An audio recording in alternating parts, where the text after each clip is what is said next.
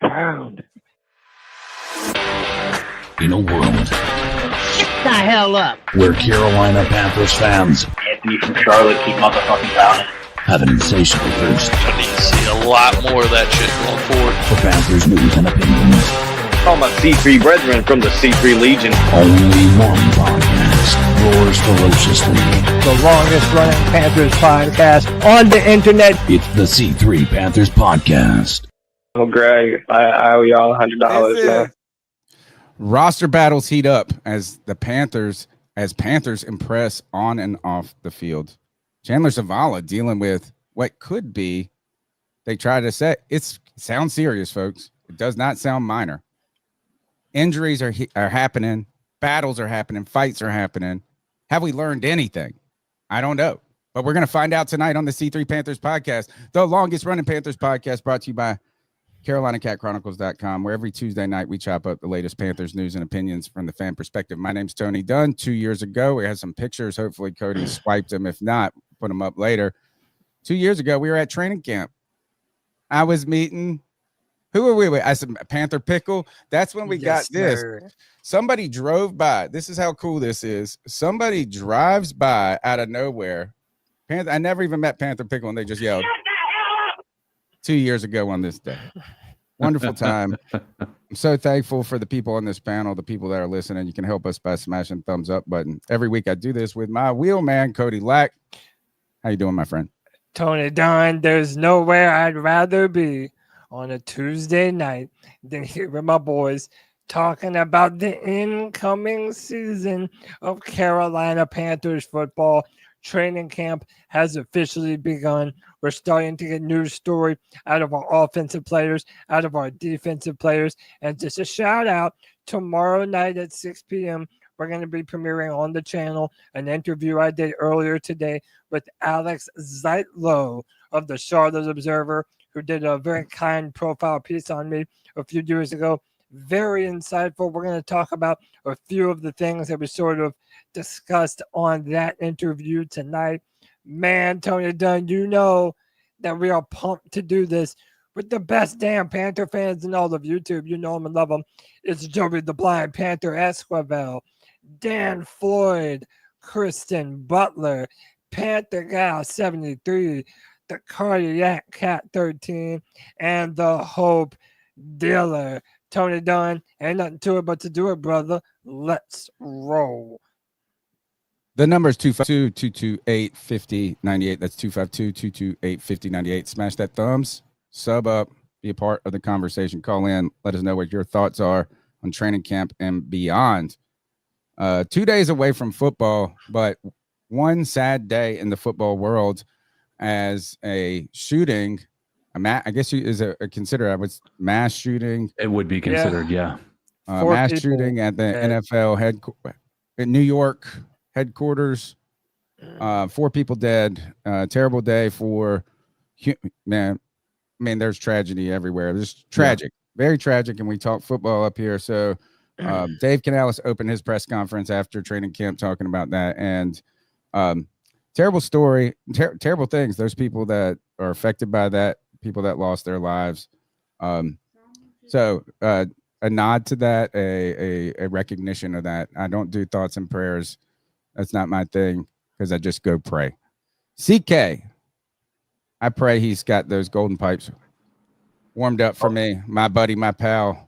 I need this guy. I lean on him a lot just for therapy. CK, good to be with you. Man, I'm happy to be here with you fellas again. With real Panthers clips to talk about, overreactions to the things we're seeing, dubbing Panthers Hall of Honor players already out of 6 days of training camp. It's incredible, and a lot of people writing some people off already, even though we're only 6 days into this. So, man, it's been interesting just watching. But I tell you what, and I think everybody in the chat's going to agree with this.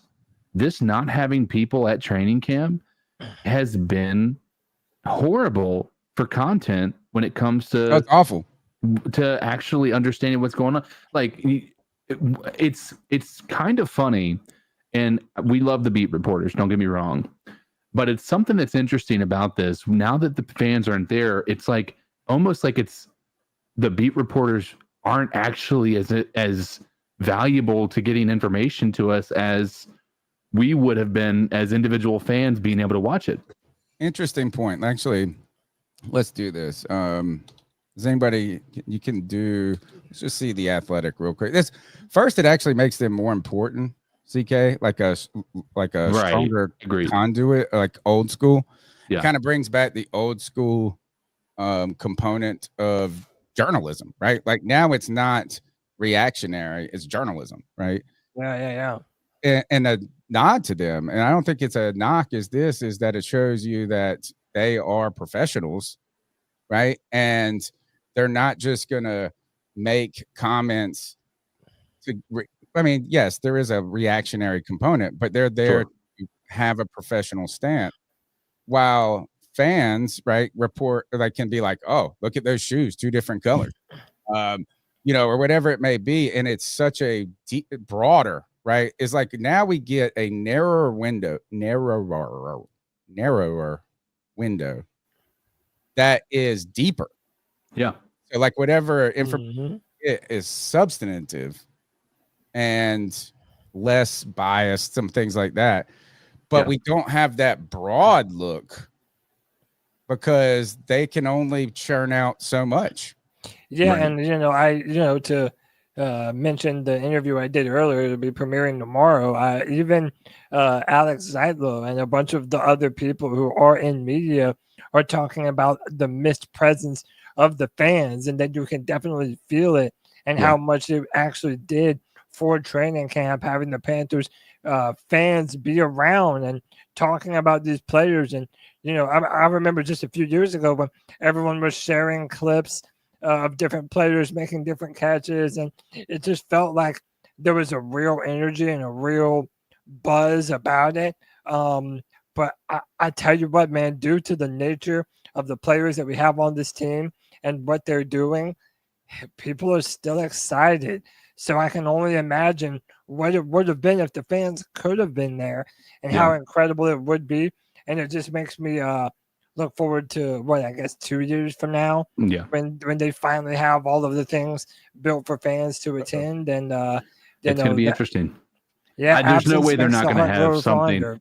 There's no way they're not going to do something.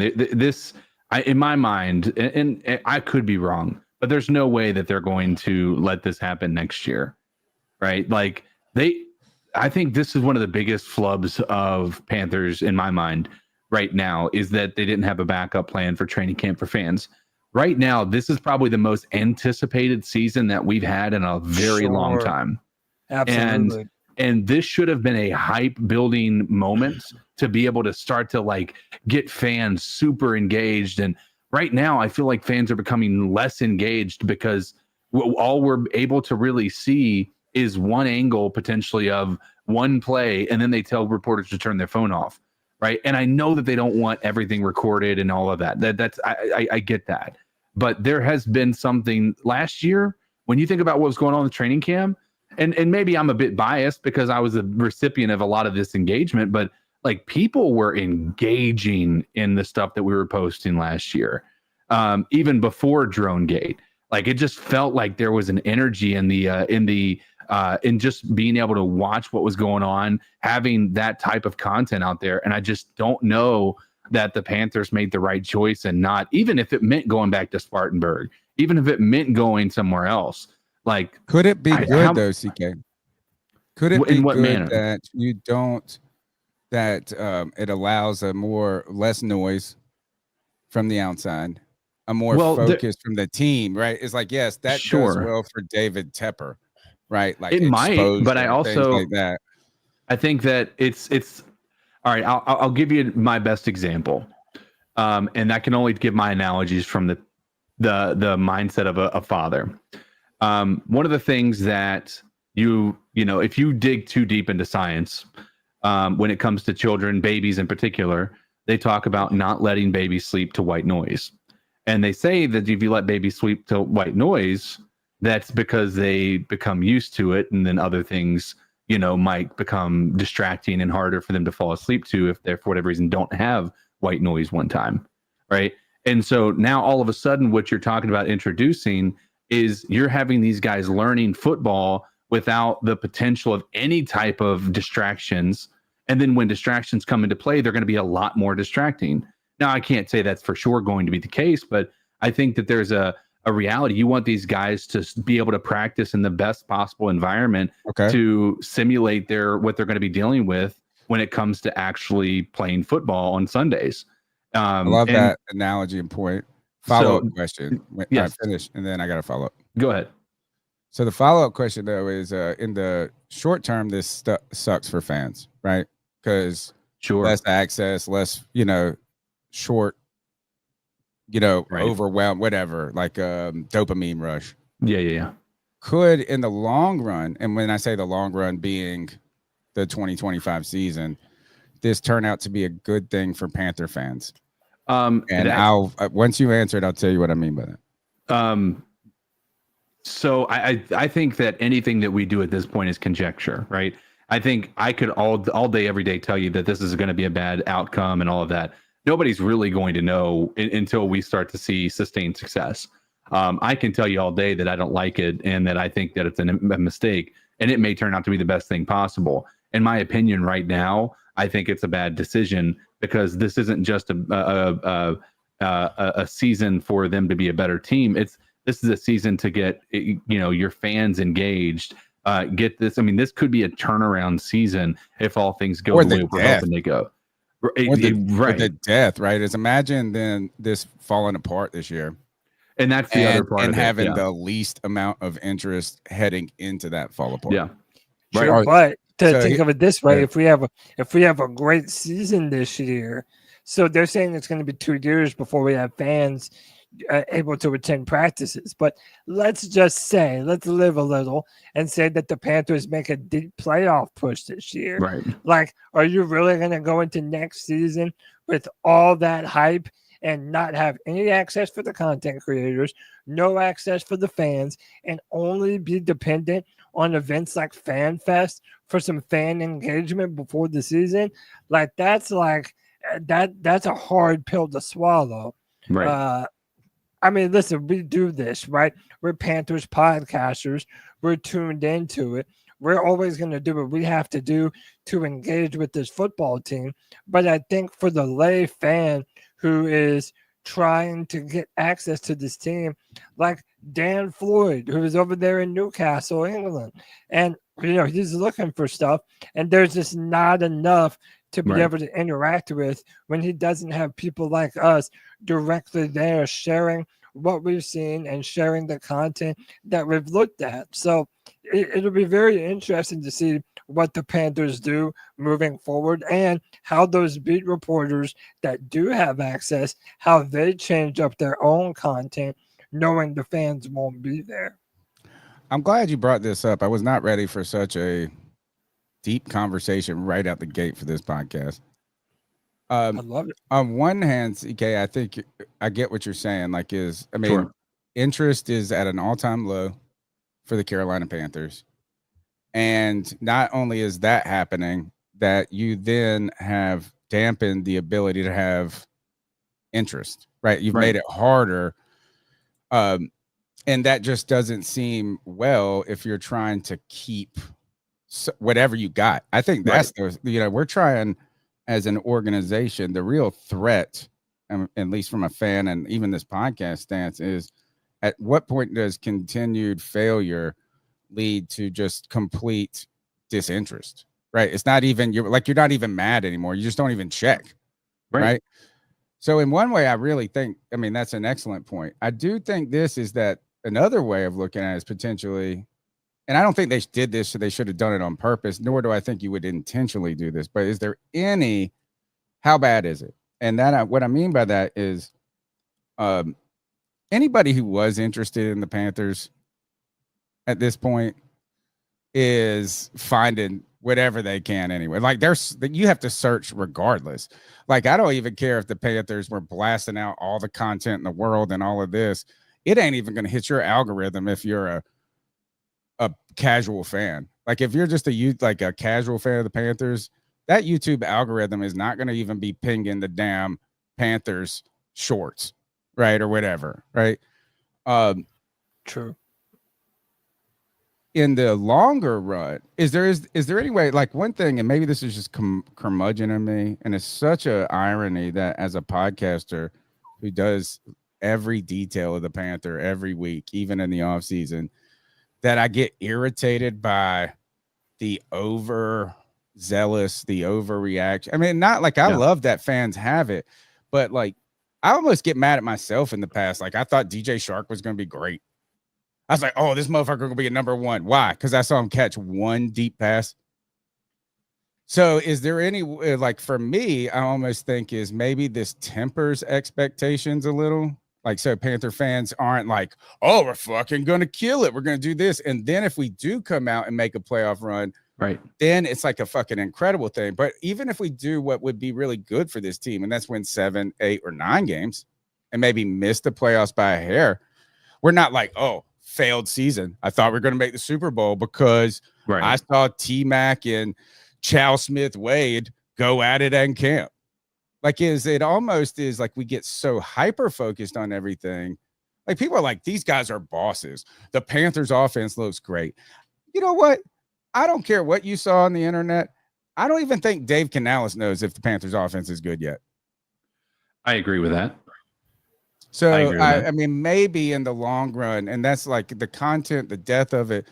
CK, if we fail this year as a team, the death of fan interest is going to happen regardless of this.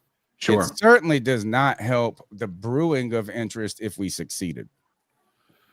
I absolutely agree. I think that it's I think there's a case to be made either way, but you know, it's number one thing. You don't have a choice. That's the one thing. Is like, this is what it is. This is the life we live. You're absolutely right.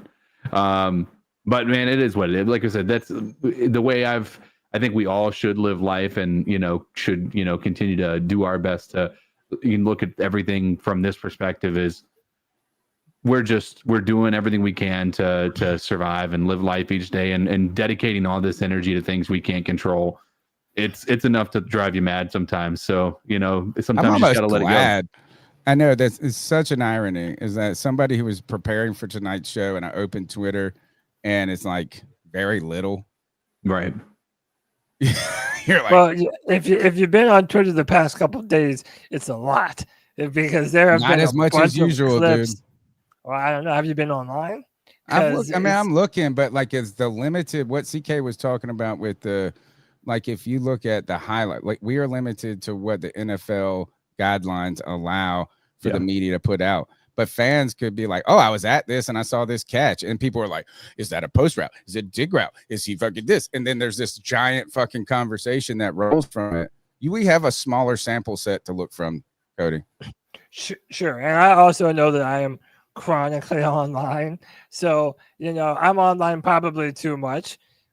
So I'm literally seeing anything and everything that comes out. And, it's one of those things that now you kind of have to prepare yourself to pay attention to all of it, because if you don't, you miss another big news story. Like, I don't think we actually do that. I think it's manageable now. The Chandler Zavala thing almost slipped by me completely today, just because we've been interacting with Hunter Renfrow and Shemar Bartholomew, and there's so many things sort of happening around the discussion that some of them can get lost. But Tony, what if there were a million other clips though, that what I'm saying is like we actually are missing stories, and there's only like 100 real clips. And if we open the water not hose, the fucking thing that the firemen hook up to, the fire hydrant. Yeah. Like, I mean, you're missing a bazillion conversations. It almost makes it manageable. Yeah, I mean, I don't know. It's been exciting to start to see, because we've been so thirsty for Panther football. Sure. And the fact that we're finally starting to get some clips in, I don't know. It may not be in the fashion that I want, because I would love to be there and to be filming and to be watching this in person. Or watching other people do it. Yeah. Yeah. But the fact that we're finally getting some information coming in, dude, we're some thirsty baby birds looking for some drip, you know. And to follow on that, 2 days from now we have the Hall of Fame game, right, on Thursday night football. Who's playing? The Chargers and the Chargers and why did I just prepared for this too? Is it the Browns? Yes, because they always play in Hall of Fame game. I don't know if the Browns always play in it though, but it is in Canton. Let's see who the hell. No, it's not the Browns. It's the Chargers and Lions. It is in Ohio though. Yeah, it is in Ohio. Right. So 2 days from now we'll have almost football. Then we'll get in this discussion of is preseason football, is the Hall of Fame game even a preseason game? 1 week from Thursday, though, the preseason will kick off. And 1 week and 1 day from Thursday, the Panthers will have their first preseason game against the Browns. That's why the Browns were on your mind right there. Yeah. Jared Allen going to the Hall of Fame. Cody, not enough. I guess we should probably talk about the shit that we actually thought we were going to talk about. Tonight's show, roster battles heated up as Panthers impress on and off the field. Guide me through why you picked that title right there. Yeah, because there have been a bunch of news stories kind of permeating the Panthers about not only some of the things that they've done on the field, but who these guys are off the field, specifically Princely Umanmielen, who has all of a sudden, in a matter of no time, become a fan favorite amongst Panther fans for, dude, his level of play. But apparently homie is also a streamer in his own right. And we're going to play that clip earlier of his badass bachelor pad in Uptown Charlotte and some of the things that he said. We talked about it a little bit on the free-for-all. Tony, sadly, you opened the show talking about New York and the tragedy of the shooting that happened. But we have some breaking news. Prayers out to everyone in Hawaii as there was a massive 8.7 earthquake on the coast of Russia. And now there's massive tsunami warnings heading towards Hawaii right now. Our guy JD is out there in Hawaii. So prayers up to him, and hopefully everybody is safe. But just had to break that news, man, thinking about JD. But moving on to the show. So Tony, you alluded to this earlier in the show. Chandler Zavala left the field Monday, and he could miss extensive time during training camp due to a knee injury. The Panthers are dealing with a fresh injury for one of their offensive linemen. Third-year guard Chandler Zavala did not participate in Tuesday's outing of training camp. Head coach Dave Canales told reporters that Zavala sustained a knee injury during a one-on-one pass rush drill against defensive lineman Derek Brown. Yeah, that'll do it. It has to do with this patellar tendon, and thank God it was not a full patellar tendon rupture, but there's an injury there. So it's something we're going to have to rehab with him, but we're going to take it week to week and kind of see if we can get him back to work this camp. So, Tony, this is Chandler Zavala. We've talked about what his future for the Panthers might be now that you have Robert Hunt and what's our left guard's name? Names are hard sometimes. Left guard? Gabe Lewis, right? God, the guy from Seattle. Oh, God. Shout well, but Sal. Yes. We've been doing so much, working so much.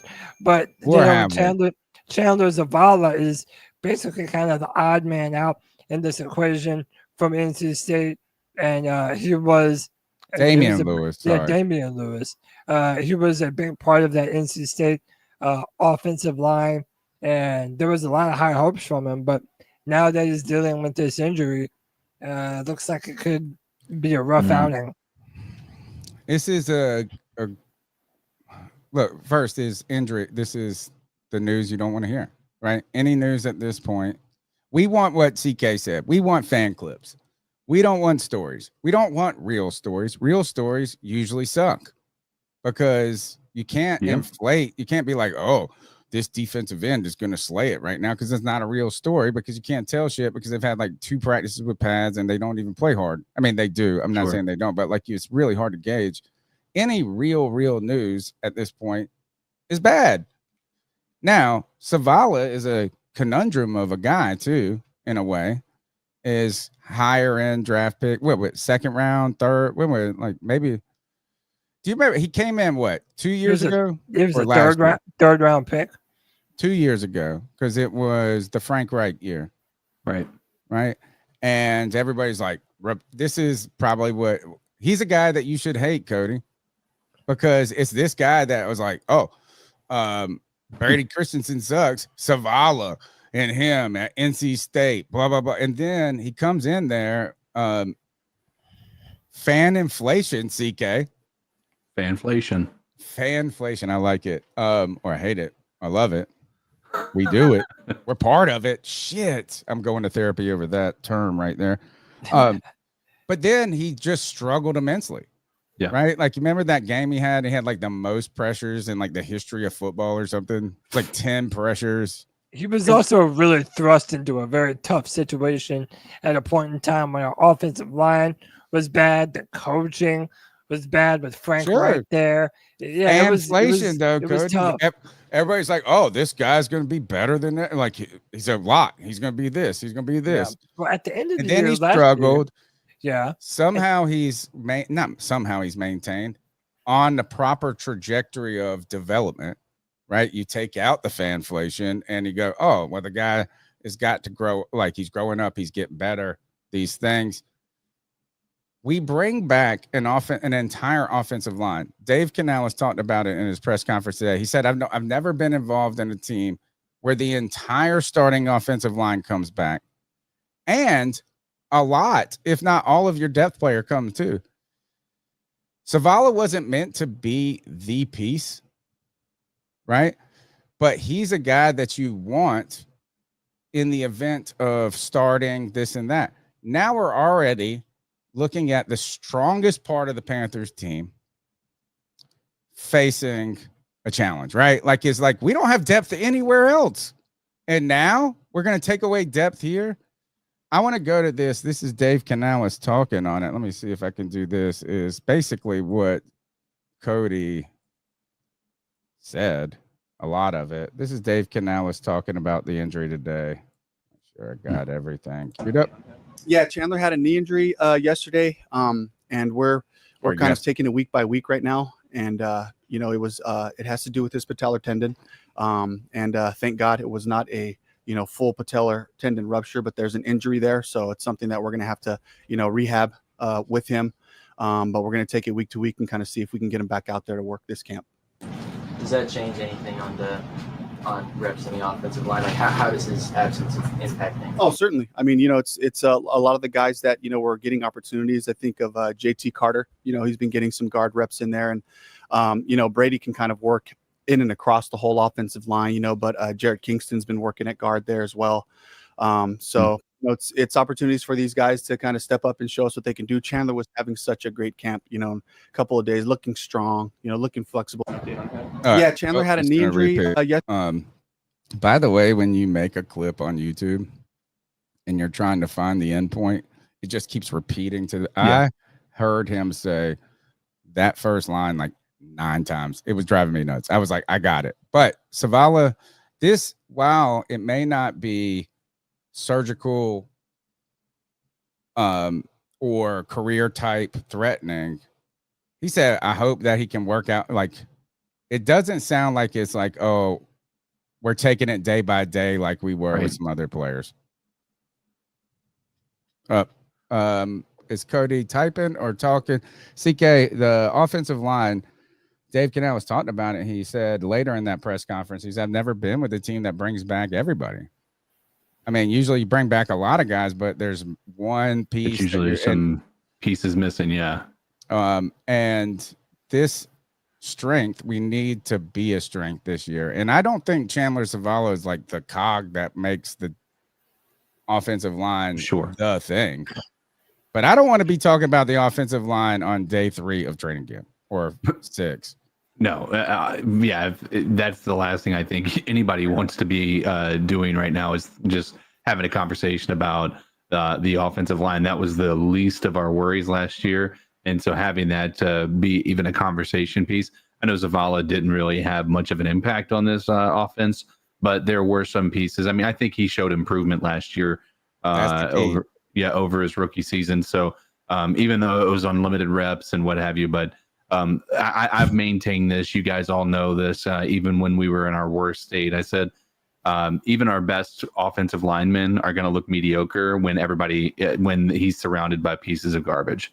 It's not the same situation on the offensive line, I think, as it is in many other situations. You know how we talk about if you're a really, attractive female, being around a bunch of fives make you look like a 10 if you're a 7. You know what I mean? It's I don't think that's the same thing with offensive linemen, because I do think that there's a part of it that is like, if the offensive line is bad, even if a third of it, or 3/4 of the offensive line is bad, no matter how good that one person might be, they're never going to be able to fives look good. make that 9 look like a 6. Yeah, exactly.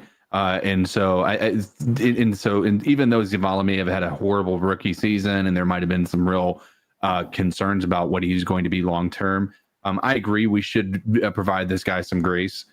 So it's we never did last year, right? Yeah. You kind of missed sort of. He wasn't the topic of conversation. Right, he wasn't, Like but he also wasn't in the game very much either. Right, so but he wasn't thrust in, like Cody said, to a position. Sure. And to follow up on your term of fanflation, like is the draft, right? Like when you get the draft and we have these players, and you want every fan wants every one of them to be a Pro Bowler, a Rookie of the Year, all these things. Like they're a hit. Is it like an IPO? CK, like isn't that what it's called, where a company goes public? Yeah. And you get that initial thrust, and then the company levels out. Yeah. And then you see if the company is strong. We were about to see if Zavala maybe he wouldn't even hit the field, really. Yeah, I mean, actually, we hope he didn't, because we want all the other guys to be healthy. So listen, I hate to say it like this, but it could be worse, because it could be Robert Hunt, and it could be Lewis. It could be these guys that are, really important to what we're going to do this year. But, I think going forward, as we talk about the makeup of this roster, how many guys we're going to keep at the wide receiver position, offensive line, defensive line, it's important to remember that that's how this goes. That just like that, you're depending upon your depth on these lines to be able to step in and play meaningful football. And, yes, he may have stepped into a terrible situation, but it does seem like Chandler Zavala was starting to turn it on, was starting to get the hang of things. So hopefully this could have be been a long. good back, a respectable back. And by the way, like kind of like what Canales said, this could have been worse. It's not like we're talking about an ACL tear here. So hopefully it gets back to being healthy, gets back to being a meaningful part of this team, and a member of our depth that we're probably going to be needing at some point going forward. Knock on wood, hope not. Better news, though, than guys leaving the field is guys hitting the field. Yes, is that what we got next? Yeah, even better than that is C3 Legion members giving a kind donation to the C3 Panthers pod. Stonewall says, put this $4.99 towards the C3 IPO. That's an angel investor. We're gonna rock it like PayPal did, baby. Yes, sir. Shout out to our man Stonewall. Let's jump back into this presentation. The Panthers have activated defensive tackle Bobby Brown and punter Sam Martin, and this is important. Bobby Brown is going to be a very important part of our defensive line this year. So the fact that he's back now really makes us hopeful that we're going to start to see what he's capable of, and he can start to get into a rhythm with this defense. And punter Sam Martin, which again, we don't know a ton about him. This is going to be a big time year for him this year, but we're starting to get back healthy on the right track.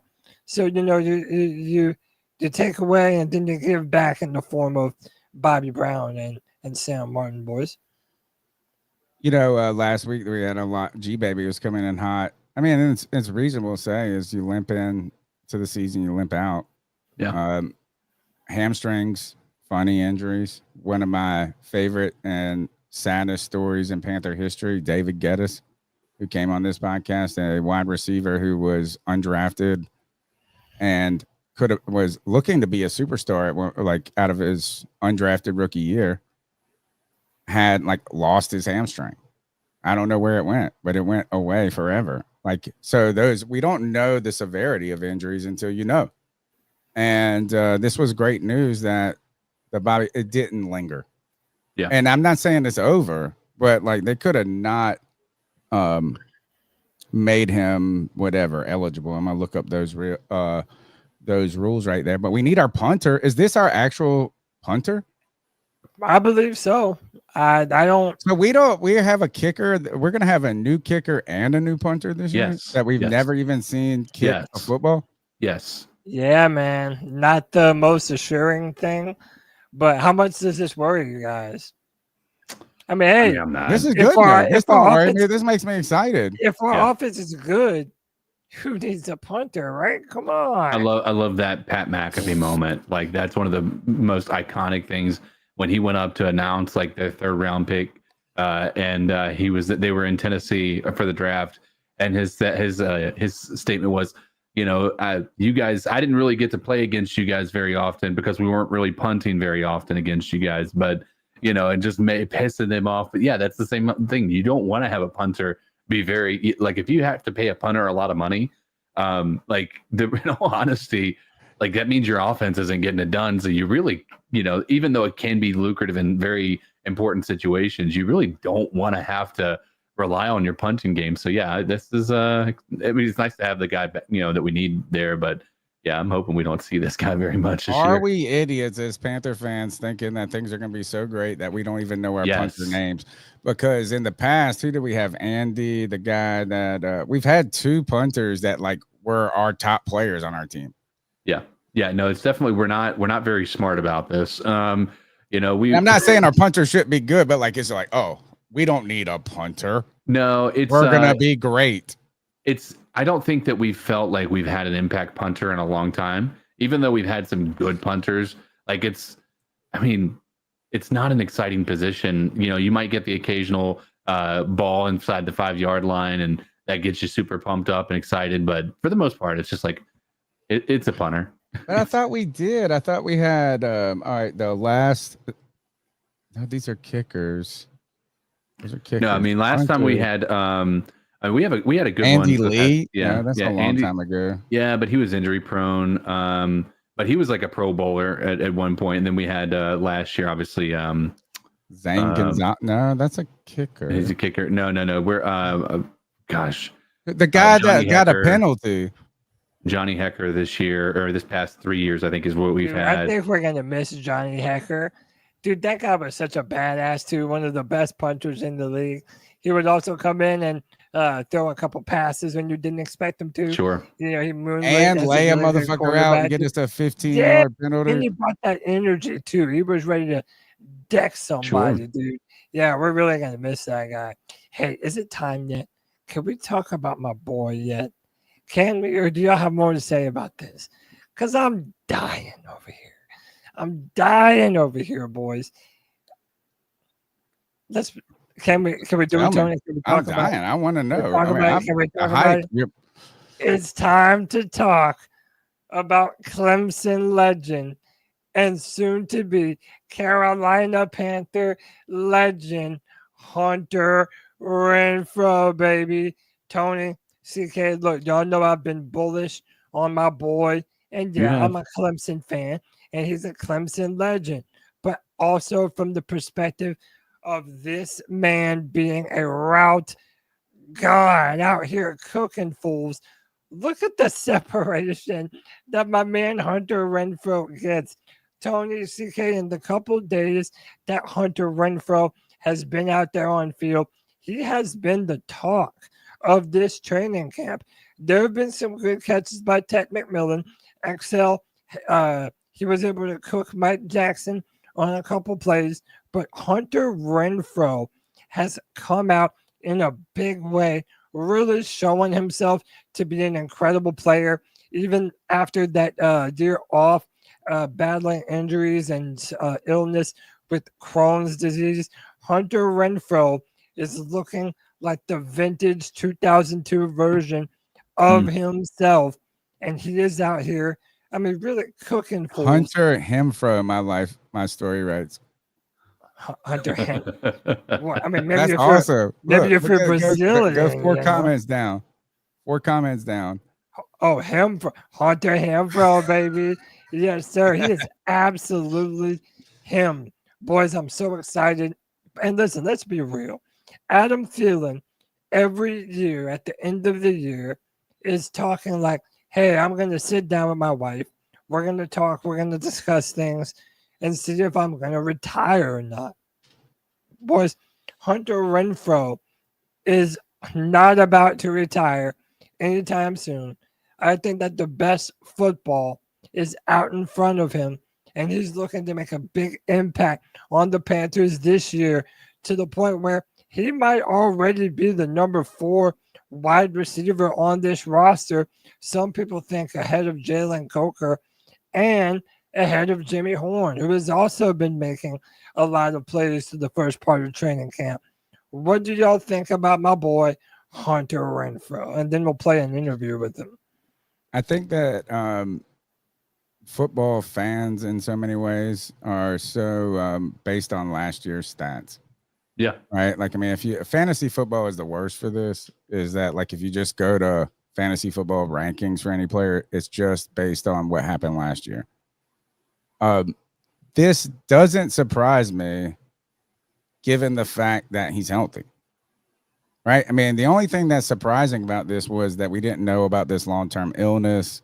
We didn't know why the fall off happened. And the surprising part is overcoming those things. Sure. But that's his game right there, Cody. Like that if you go back and you do the second move in that clip, right, where you said he got separation, the first one, but this in out like thing, this squiggle move or whatever the fuck, I don't know what the name. That is his calling card. That's what made him different in the NFL, or made him a himfro. That is what it was. That is what it was. So if he is healthy, and healthy in a way that can sustain, this isn't surprising to me. Yeah.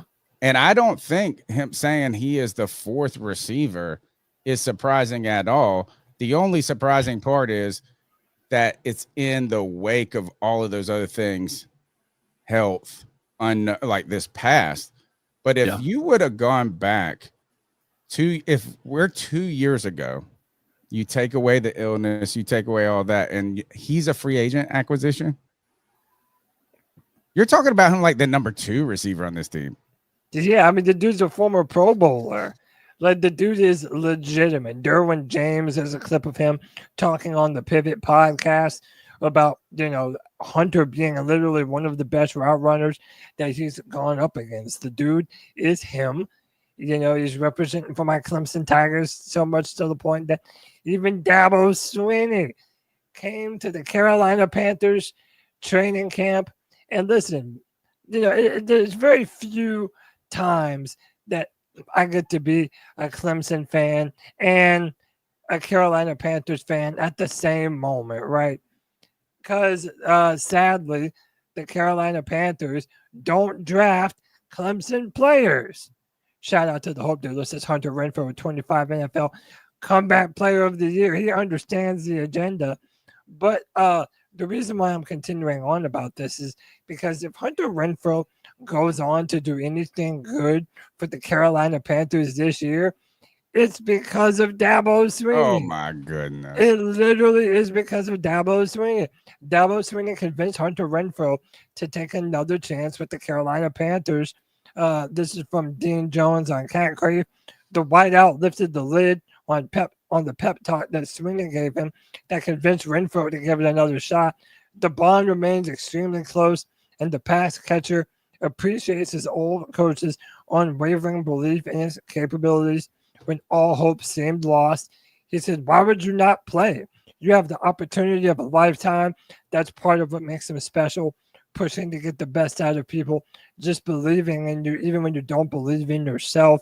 These words inspired by Sweeney had the desired effect. Renfrow looks reborn in Carolina. It's hard to envision a scenario where he doesn't make the team right now, although nothing is set in stone.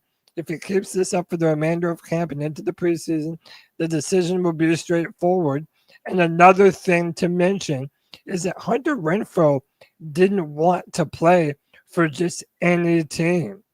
He wanted to play for the Carolina Panthers, which was his favorite team growing up as a child, being born in South Carolina. He's been a Panthers fan. So the fact that he wants to be here, the fact that he's already starting to show out, boys, this could be the start of a beautiful relationship between Hunter Renfrow and the Carolina Panthers. Go ahead, CK. Man, it's hard not to be hopeful that this dude can come in here and be an impact player for this team. And to your point, Cody, we know that this is going to be Thielen's last year.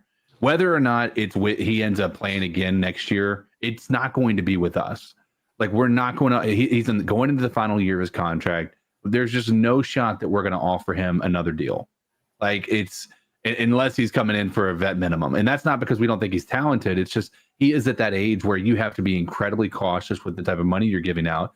And if he's as impactful to this offense as he was this past year, I mean, there's no way he's not going to ask for some substantial fee, fund, income from us. And that's rightfully so, to be fair.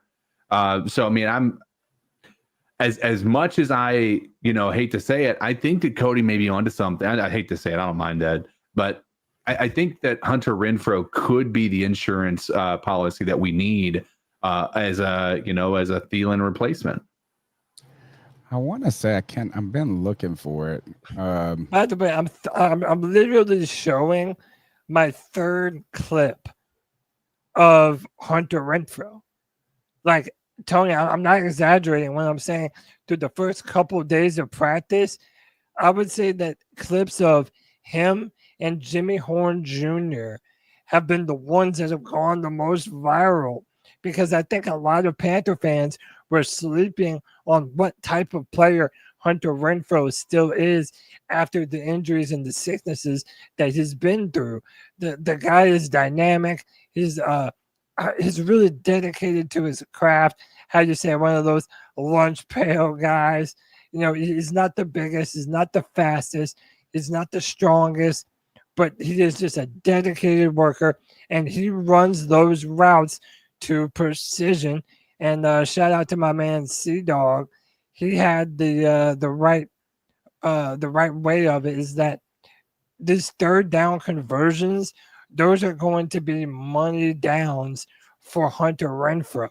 So I'm really excited to see what he can continue to do for this team. And we'll talk about it here in just a little bit, but just how many wide receivers we now decide to keep on this roster, it's going to be very interesting to watch going forward. I swear, I hate to be a Debbie Downer. It's not a Debbie Downer. I think it's going to be awesome. Like, I think it could be great. And I think you could be walking away saying Renfrow is he could have like a top receiver year. Sure. If he was healthy, right? Like, he has that talent and that ability. So all of this.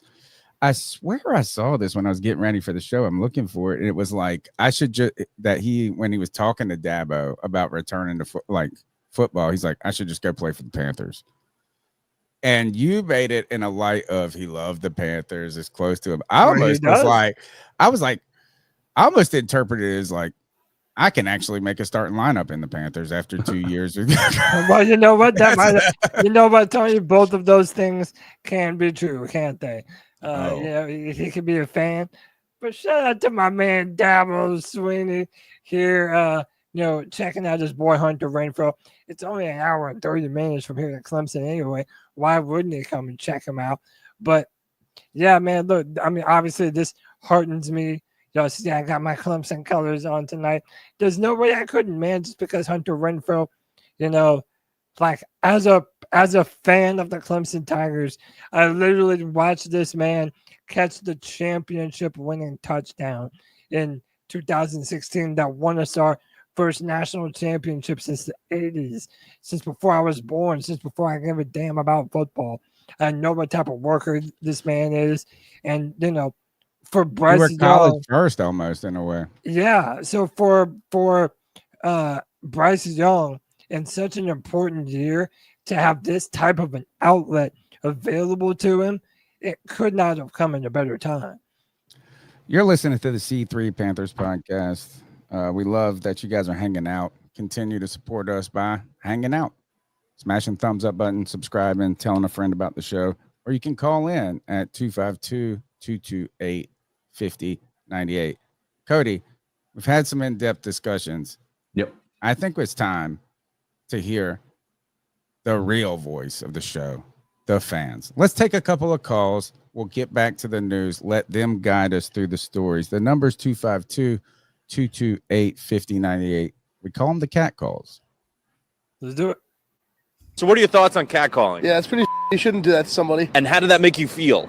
Very uncomfortable. So how do you think catcalling makes the person feel? It feels good, like.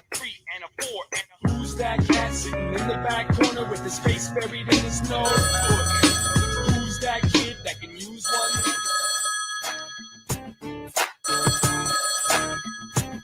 Yo, it's White Chocolate. First, haven't called him the best. What up, Kev? Some things.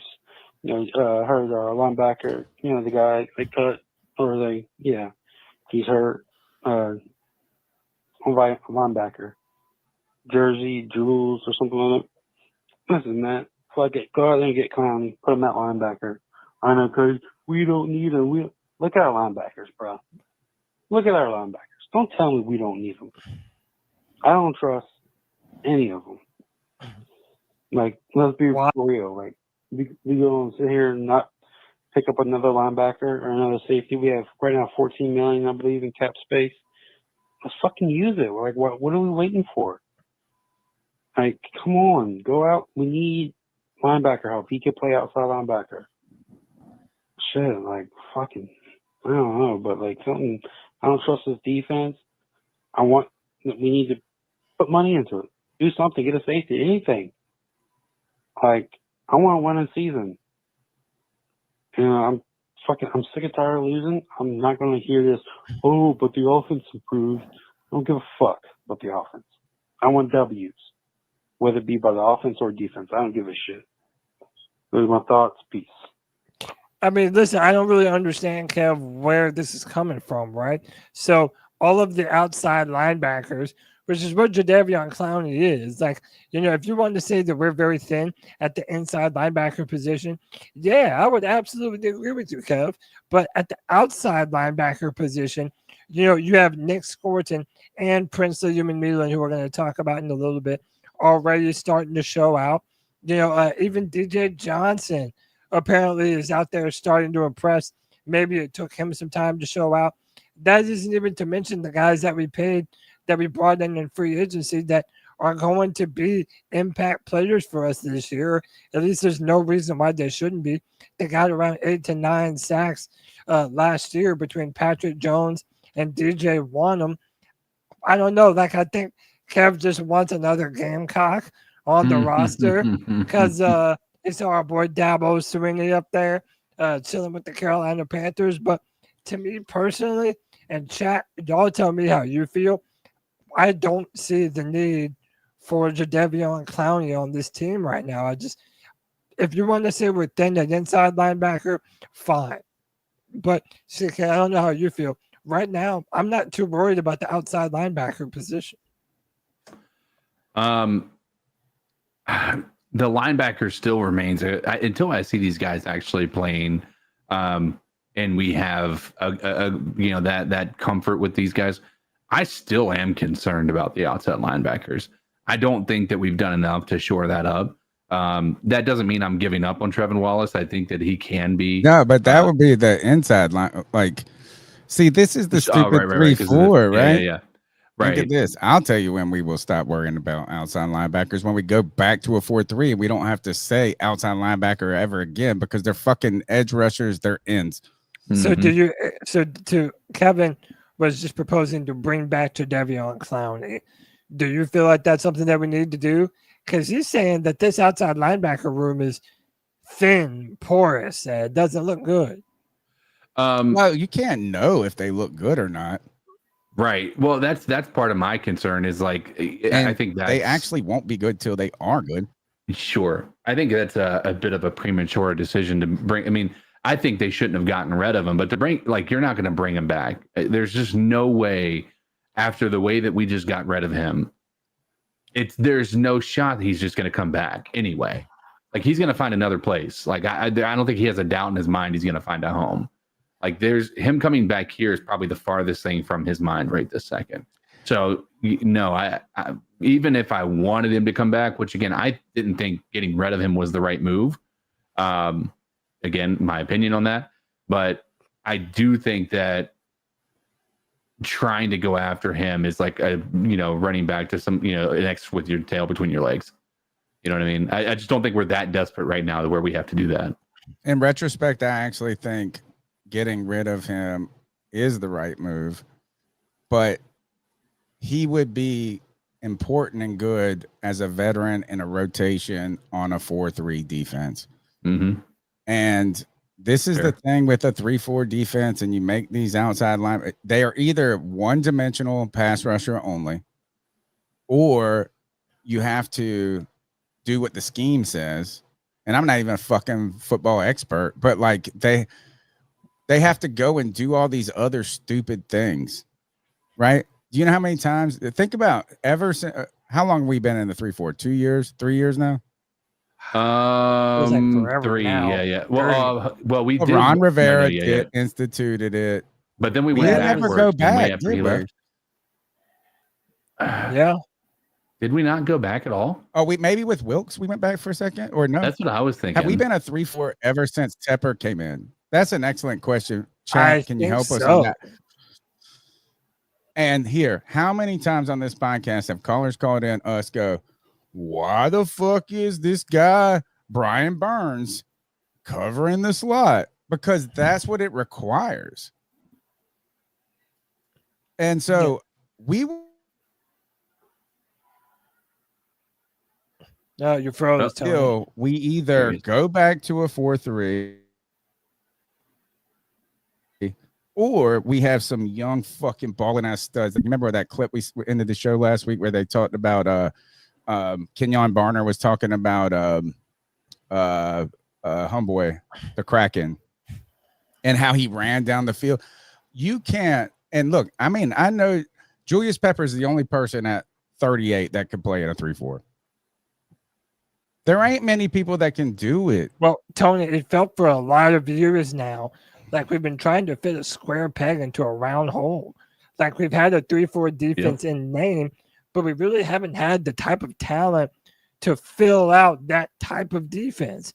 But now when you add young, incredibly dynamic players like Princely Umanmielen, who has already cooked at Kwanu a couple times, starting to come out and show some good things, like I just really don't feel like we're in desperate need of a Jadeveon Clowney. And by the way, I don't feel like he even had the right energy. I feel like there was a youth movement going on here in Carolina. I don't know how bad he wanted to be here. It really didn't seem like he was looking to be a mentor to any of the younger guys, which is really kind of what we would need from them in some way, shape, or form.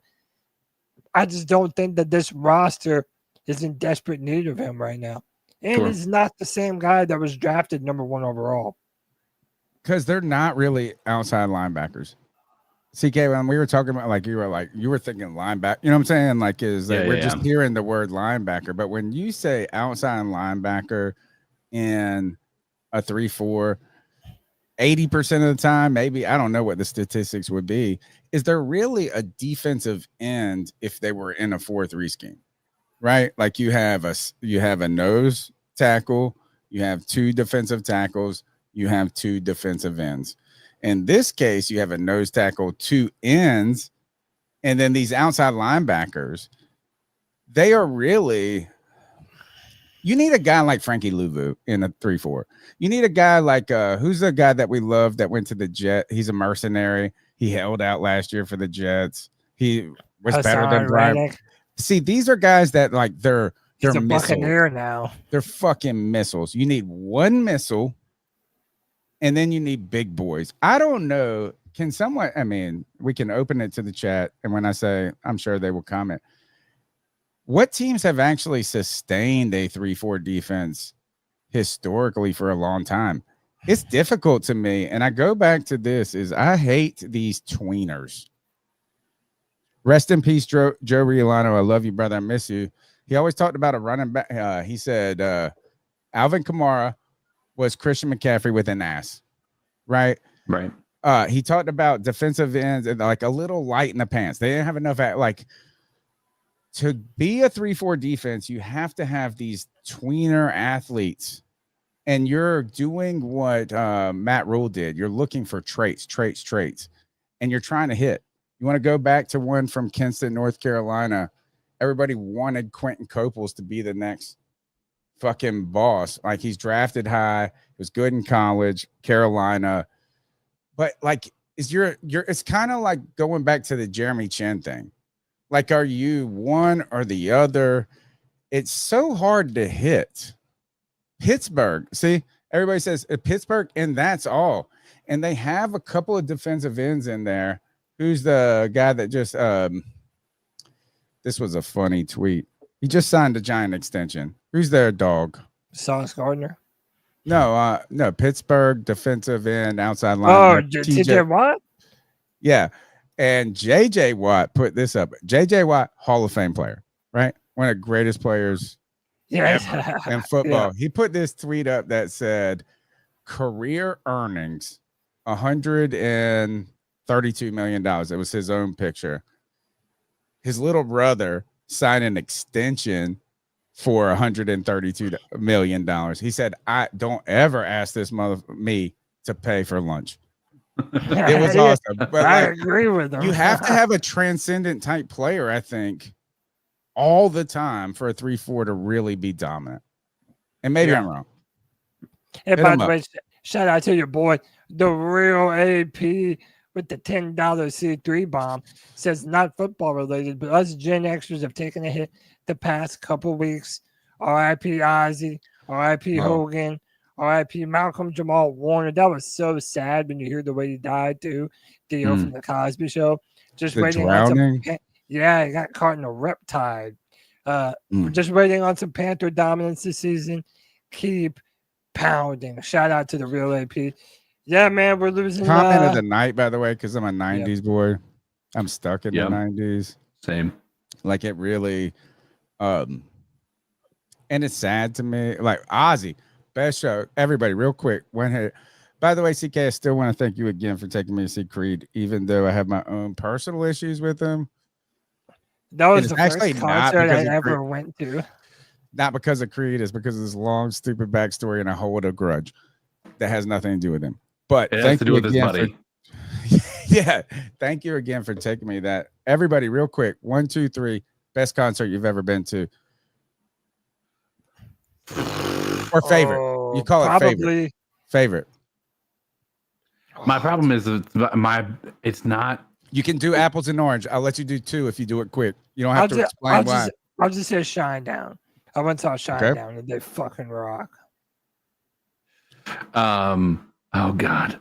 All right. While you think about it, CK, and the reason I bring this up, Black Sabbath, 1999. I saw him on the reunion tour. Tony Iommi, Ozzy was lucid. The entire original group, fucking incredible. Apples, same. I have 2 that are equal. Apples and oranges. I saw BB King on his 75th birthday. Both monumental experiences. So to Creed last year. If you say that, I'm a no.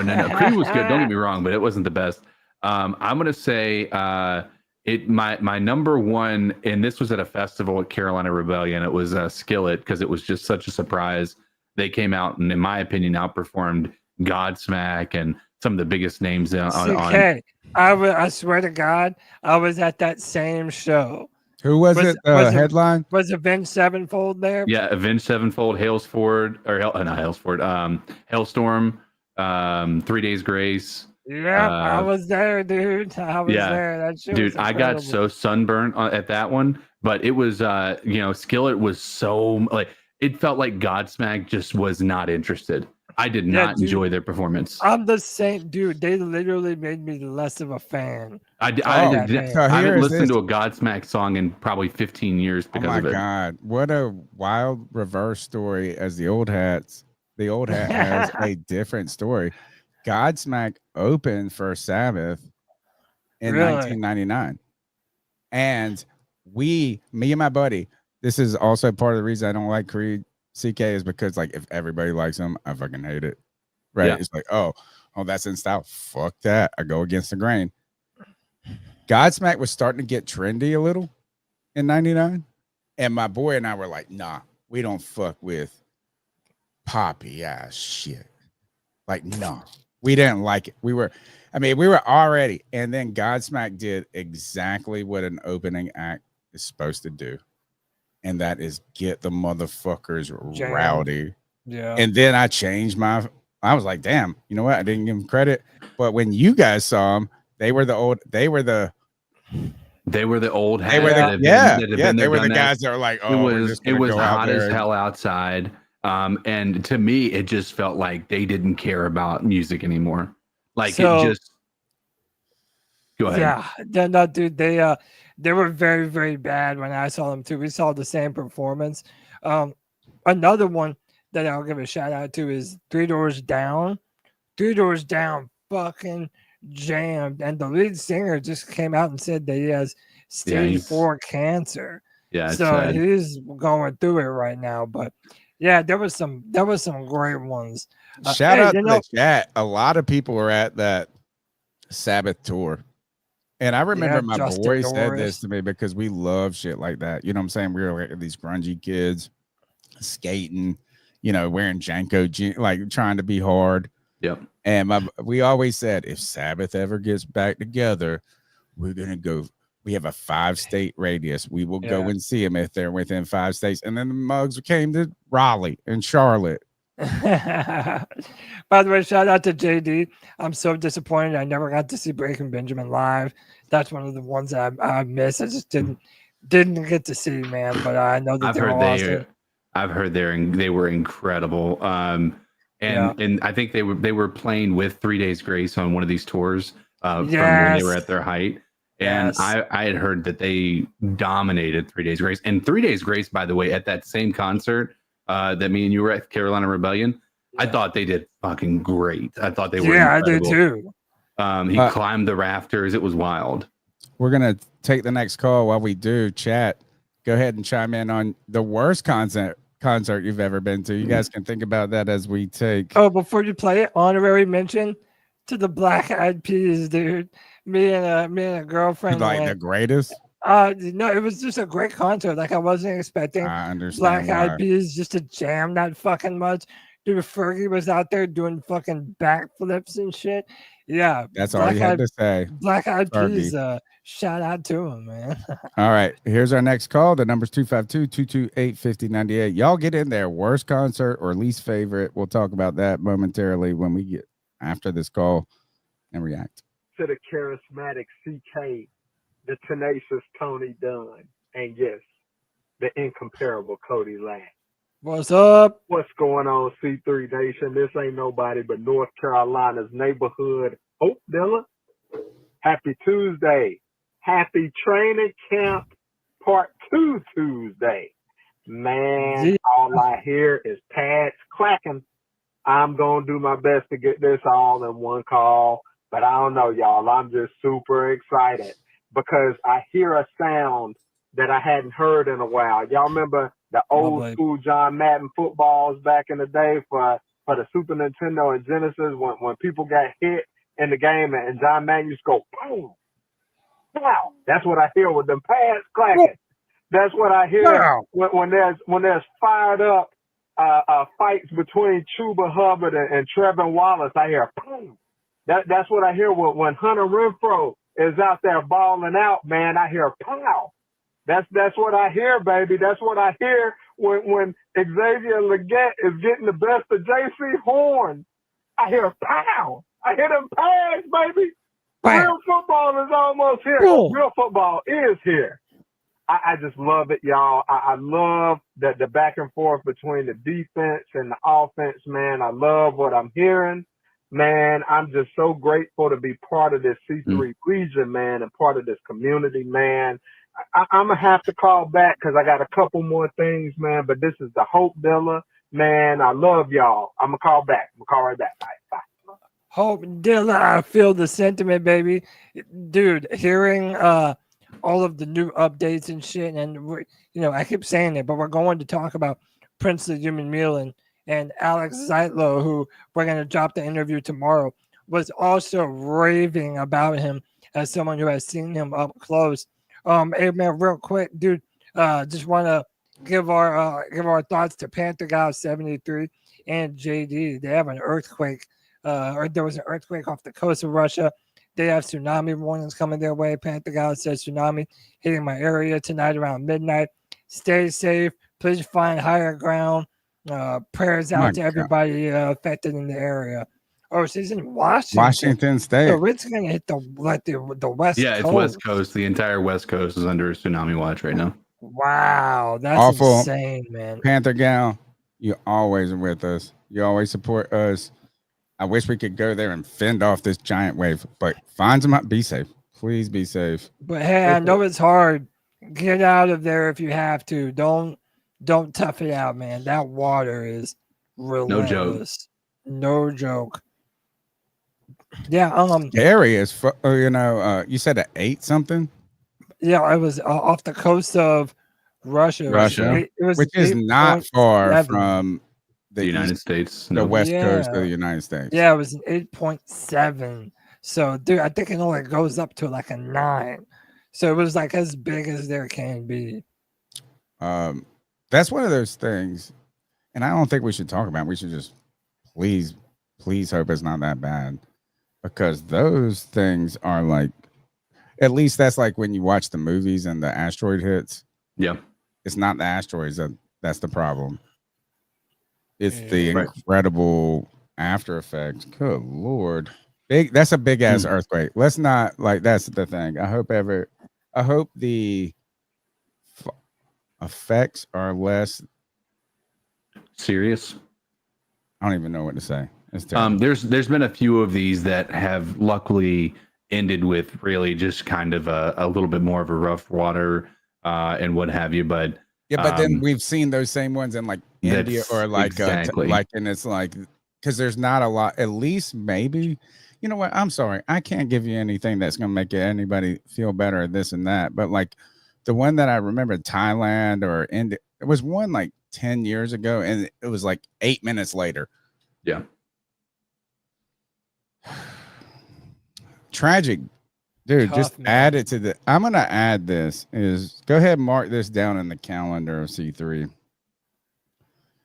July 24th and July 29th every year, we're going to run a nuclear fallout drill where we get under our desk because it feels like these last 4 or 5 days have been nothing but that. We're going to take a couple more calls. Don't forget, hit us up with your least favorite concert as you go. You guys be thinking on it. Let's go to the next call. Hope Dilla, real quick, part 2 to the call. Hey, but one thing I was thinking about, y'all, like all jokes aside, when I heard Hunter Renfrow's interview that he had, man, after his sickness, right? Man, I was thinking, I really gained a new level of respect for Hunter Renfrow and for this front office for taking a chance on this cat. And I love what I'm seeing at camp.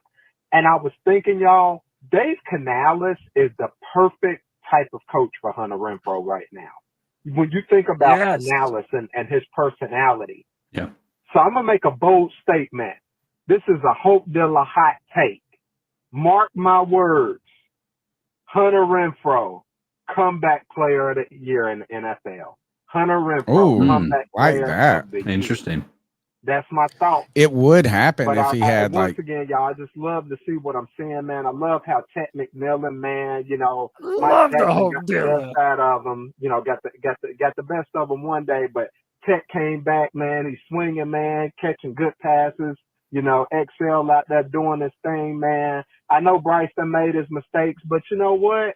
Hey, that's what camp is for, man. Let Bryce cook, man. That's why I want to see him in the preseason. I'd rather him make these mistakes now, throwing picks and stuff like that, so he can get it out of his system, man. I think part of the problem last year was they were trying to conserve stuff. Nah, man, let that man play. So that way, by the time week 1 come around, Bryce going to be ready to cook. But once again, y'all, this the whole fella, man. I love you, C3 Nation. Everybody out there, keep pounding. Let's go. By the way, this was Dave Canales talking about Hunter Renfrow. For JT. We saw Renfrow late in practice. Yeah. Get that long pass. I mean, he's a guy, as we all know, took some time off. So what are you seeing out of him, and you hope that he's getting back what he used to have? Absolutely. Every day you see him shine in different ways. He's outside of Thielen, no one's had more catches in the NFL, than Hunter. And so to see him show up in different ways, attack a zone, attack leverage, different ways on his releases, it's so cool because you can coach off that stuff. But to see him be comfortable out there, he makes plays every day, and so it's really exciting, talking about that room of the guys that we have in there for JT. Yes, sir, man. So needless to say, I am picking up what the Hope Dealer is putting down. Sign me up for some Hunter Renfrow comeback player of the year. I love it, man. I love it. This might be the best betting advice, long horse, dark horse, or whatever. The only thing I disagree with the call is that we took a chance on him. There was actually no risk, in my opinion. I think it would be stupid for the Panthers to not, or any team to just hey, man, we got a little space on our roster. See if you make it. Look at this, guys. Oh my goodness. We all are going. And I would say this, don't do it yet because I need to get a betting fucking sponsor. What are we looking because at? if we had Underdog, right? Well, actually they're fantasy. If we had a straight betting sponsor right now, we would actually get so much hits because they want to see you use your code, that shit. Yeah, everybody's going to go do this right now. All right. Here are the leaders for comeback player of the year. Yeah, let's take a look at this. Aiden Hutchinson, Dak Prescott. So you bet $100 on apparently McCaffrey's out there looking good too. Sure. All right. So here we can look all the way across the odds here. These are different sites, right? But you bet $100, you win 300. Right? That's what these when you say plus 300 is you bet 100, you win. So it's 3-1. Right? You bet 325 here. All right, so you go. Here's the order: Hutchinson, Prescott, McCaffrey, Trevor Lawrence, JJ McCarthy. Shouldn't be a comeback player. He never even had a. I don't think that's fair. I don't think he should even be eligible for that because he never was there. But Chubb, Jones, Max Crosby. I mean, you're talking Chris Godwin plus 3,000. If you bet, look at this, $100. It's plus 9,000, plus 15,000. You do $1, and I think my math might be right. $1 here on Hunter Renfrow, and he gets it. You win $900. Yeah, man. Is that right? Or is it 90? CK, you help me with the math. The Hope Dealer might be onto something with this one. Straight up. It's so if it's plus 100, it's two times your money, right? You $15,000 on this site. So 100 gets you $15,000. Oh my gosh, dude. Yeah. What would $1 get you guys? Somebody talk about this. Like we should all pool in.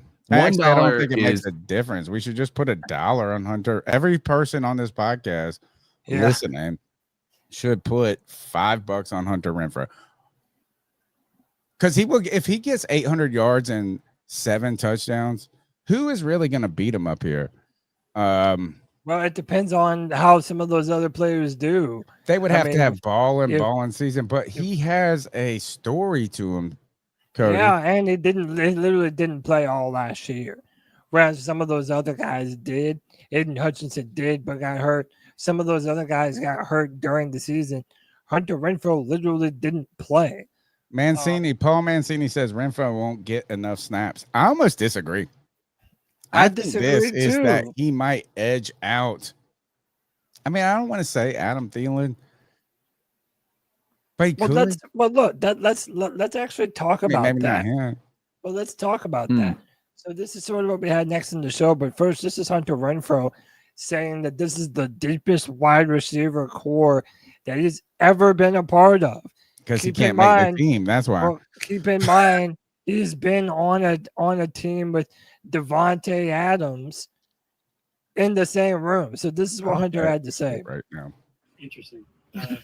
We have a bunch of different personalities, a bunch of different ages, but amazing. I think we have a really good group. I think we have a really talented group. It's the deepest I've ever been around. We have 7 or 8 guys that comfortably go out there and play, and then a lot of young guys that are proving they can. And so, like I was talking about Clemson, it just pushes you. It pushes you every day.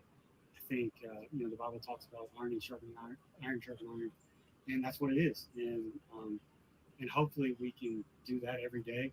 And then the other people we have out there can see that and be inspired from that and go out there and make every day the best we can. So it's been fun. CK, my math was so terrible. It was awful. $1 we get you 90. Yes. On you said 900. Yeah, I was like, when you start to get to the $1 range, it's not. I had to do 2 zeros or 3. $1 though on FanDuel right now. That's not bad. That's not awful.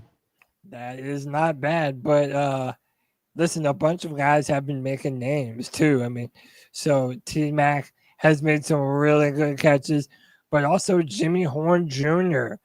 has been continuing to ball out. He has looked really good. By the way, this is all from Dean Jones on catcrave.com. He got popped. Didn't he get popped hard or something? Who, Jimmy Horn? Yeah, like hit hard and got up or something. I heard it's like go ahead, read your story. Well, yeah, I said, hey, y'all still got me? Yeah. Okay, my screen flashed out for a second. It says all the hype centered around the Panthers selecting Teteroa McMillan at number 8 in the 2025 draft.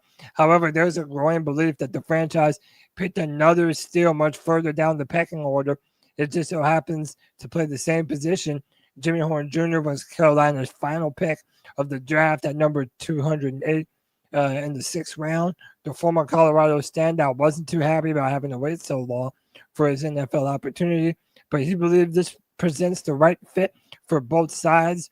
Horn has quickly emerged as an offseason standout. His explosiveness and elusiveness caught the eye consistently over OTAs.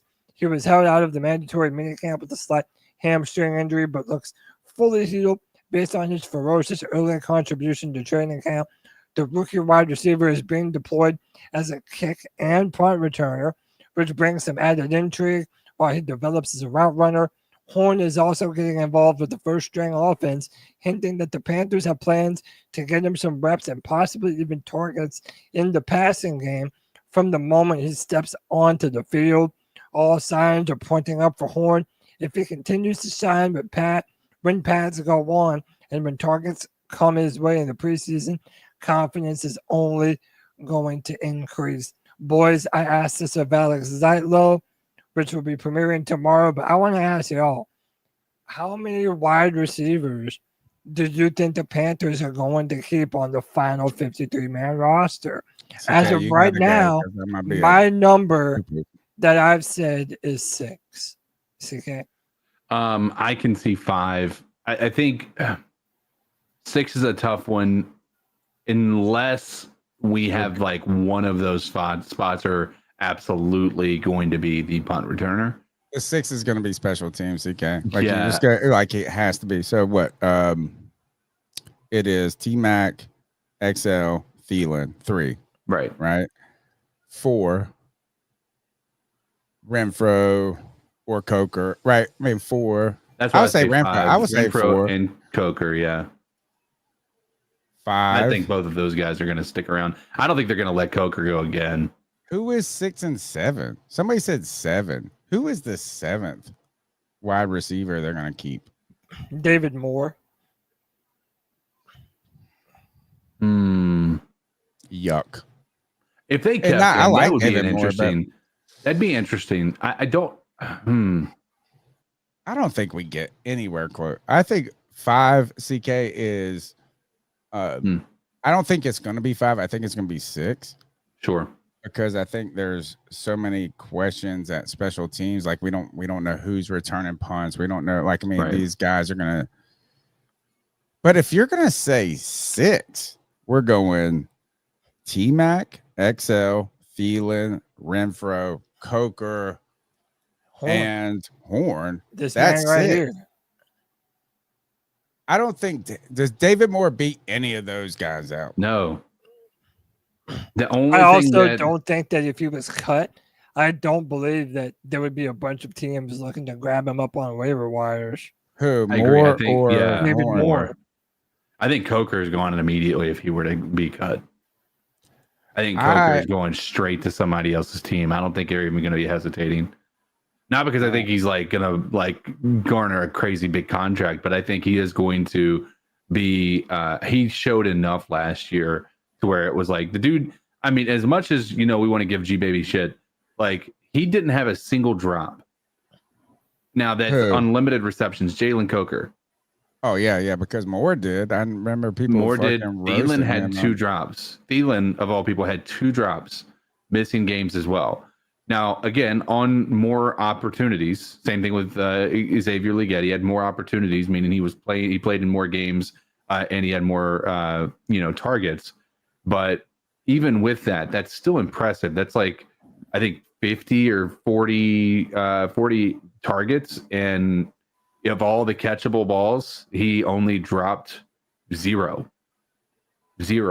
So I think that's and then you see the big play with Cowboys at the end of the game or end of the half and all that. I mean, I think he showed enough on film to be worth a flyer because the dude didn't perform poorly at any point in my mind. We don't know what Coker looks like now, Sure. right? Like, I mean, like what an off season, how people are preparing, how they build on the previous season and things like that. Right. But when we talk about those players, the trajectory of this team, I think David Moore, and I like David Moore. Like, I don't dislike him. You know what I'm saying? If I met him, they're like, you ball out in the NFL, man. Kick ass. You've been doing it and making teams pass where anybody thought you could, in a sense. Yeah. But he's a journeyman. That's what he is. And if you're keeping a journeyman for your final spot, when you have a vet in Thielen, it's not necessary for this team. Mm-hmm. And it's more you can replace that if something went wrong, right? Like if Thielen got hurt or if somebody got hurt, there's journeymen, there's Cotries, there's Jason Avance. I know I'm showing my age on this podcast, but like there are journeymen. Like David Moore might be out there for you to get still, or a player of that caliber. Here's where I poo-poo this a little bit, and I think that list is exactly right. I think it's who it's going to be. I think Jimmy Horn Jr. makes the team not because he's a wide receiver, but because they're going to use him as a returner. He's 5'8", 174 pounds. Demir Bird, baby. He is Demir Bird. Maybe even not like so injury prone. Hopefully, knock on wood. Whoa. Whoa. You can't say not so man. injury prone when the mug ain't even played in the NFL. I'm just saying when he played in college, he was not an injury prone player. Whereas Demir Bird? He's pretty much always been. Yeah. No. Well, I don't even know. Actually, that's one of my favorite players of all time. But here's the thing. This is what is, I think people are a little too excited about him. Like, I hope he's awesome. I hope he's incredible. Undersized, small dude, a lot of tenacity, right? Fire, like, got a lot of energy. Somebody put in the chat that he was, I think it was Sea Dog, said he was a 4.3. He ran a 4.3. On Panthers.com, they have him listed as running a 4.4. Hold on, where did it just go? 5'8", pound, pop right back up. It's fast, this and that. Where did it go? 4.46 at the combine. And that's fast. That's fast. But right? also, some players are faster than they run at the combine. Oh, okay. He's not like that's damn near a 4.5. He's faster than a 4.5. Okay. You're just trying to say that Demir Bird is a faster player than Jimmy Horn Jr. Oh, I bet $1 million. Give me a break. And I don't have $1 million, but I do bet it if you want to. A Demir board. He's like one of the him fast. on IR. He ran a 4.28 at one point, bro. At one point, dude, that would have been like the fastest time. All right, here, that would have been a record at the combine. There's no fucking way you ran all right, here, let's do 4.28. this. Is Demir Bird 40? All right, which that's what I typed in. I'm gonna do this too. All right, this is on NFL.com. It says Pro Day. Hold on. We'll just do Combine. How about that? Let's just straight up say Combine 40. And So at Jimmy Horn's Pro Day, he ran a 4.38. okay. Well, at Demir Bird's Pro Day, he ran a 4.28, homie. And I hate to tell you that that is wildly different, bro. Yeah. It Where really did Demir is. Bird run at the combine? Did he run at the combine? Yeah. All right, here we go. You're gonna be shocked that he's faster. He ran a 4.39 At the combine? That's not slow. No. So Jimmy Horn ran a 4.46 at the combine and a According to 4.38 Panthers.com. at his Pro Day. Bird was fast, but dude, he was never healthy. Dude, availability I don't is gotta the best defend him. I'm just ability, saying, man. like, is everybody's like he is 4.45 or whatever. That is super fast. I'm not saying the dude's slow. I'm not saying that. I think that's what I thought you were saying. Kinda. I mean, everybody said that T-Mac was a little slow for a 4.46. Yeah, but he's also 6'4", 220 pounds, you know. Which is even cooler to run it. That's what I'm saying. Like, he's bigger and is able to run a similar speed. Like, that's awesome. I hope Jimmy Horn Jr. is awesome. I hope he is Demir Bird plus. The only way he's going to be cooler to me than Demir Bird is if he comes on the podcast twice. Which Demir Bird actually How did. many wide receivers do you think we keep, Tony? I think it's 6. I can't see any more than that. And I think Jimmy Horn Jr. makes it not because he's a wide receiver, but because they're going to use him on special teams. And he could play I mean, he is a wide receiver. And by the way, wouldn't you want to have as much depth on the offensive line as possible? Like, I think you don't want 7 receivers. If you go into a season with 7 receivers, that means you got no receivers. Think about that. I mean, I just want enough room to have enough depth on this offensive line. I think we're going to carry between 8 to 7. I mean, pardon me, between 8 to 9 offensive linemen. You don't need that much depth at wide receiver. I mean, you do if you don't believe in any of your guys, right? Like, I mean, that is, if I did a whole case study one time on this podcast, you probably guys were on it. It's like 7 years ago at this point, but like we went through like the most we've ever kept. And the most in the history of Panthers was 7, and Steve Smith was like hurt that year. Right? Like, you didn't have your guys, but you're not going to be subbing out players for kind of players. In fact, the thing about Jalen Coker that I would go ahead and tell y'all, I hope he does, like, he might not see the field this year.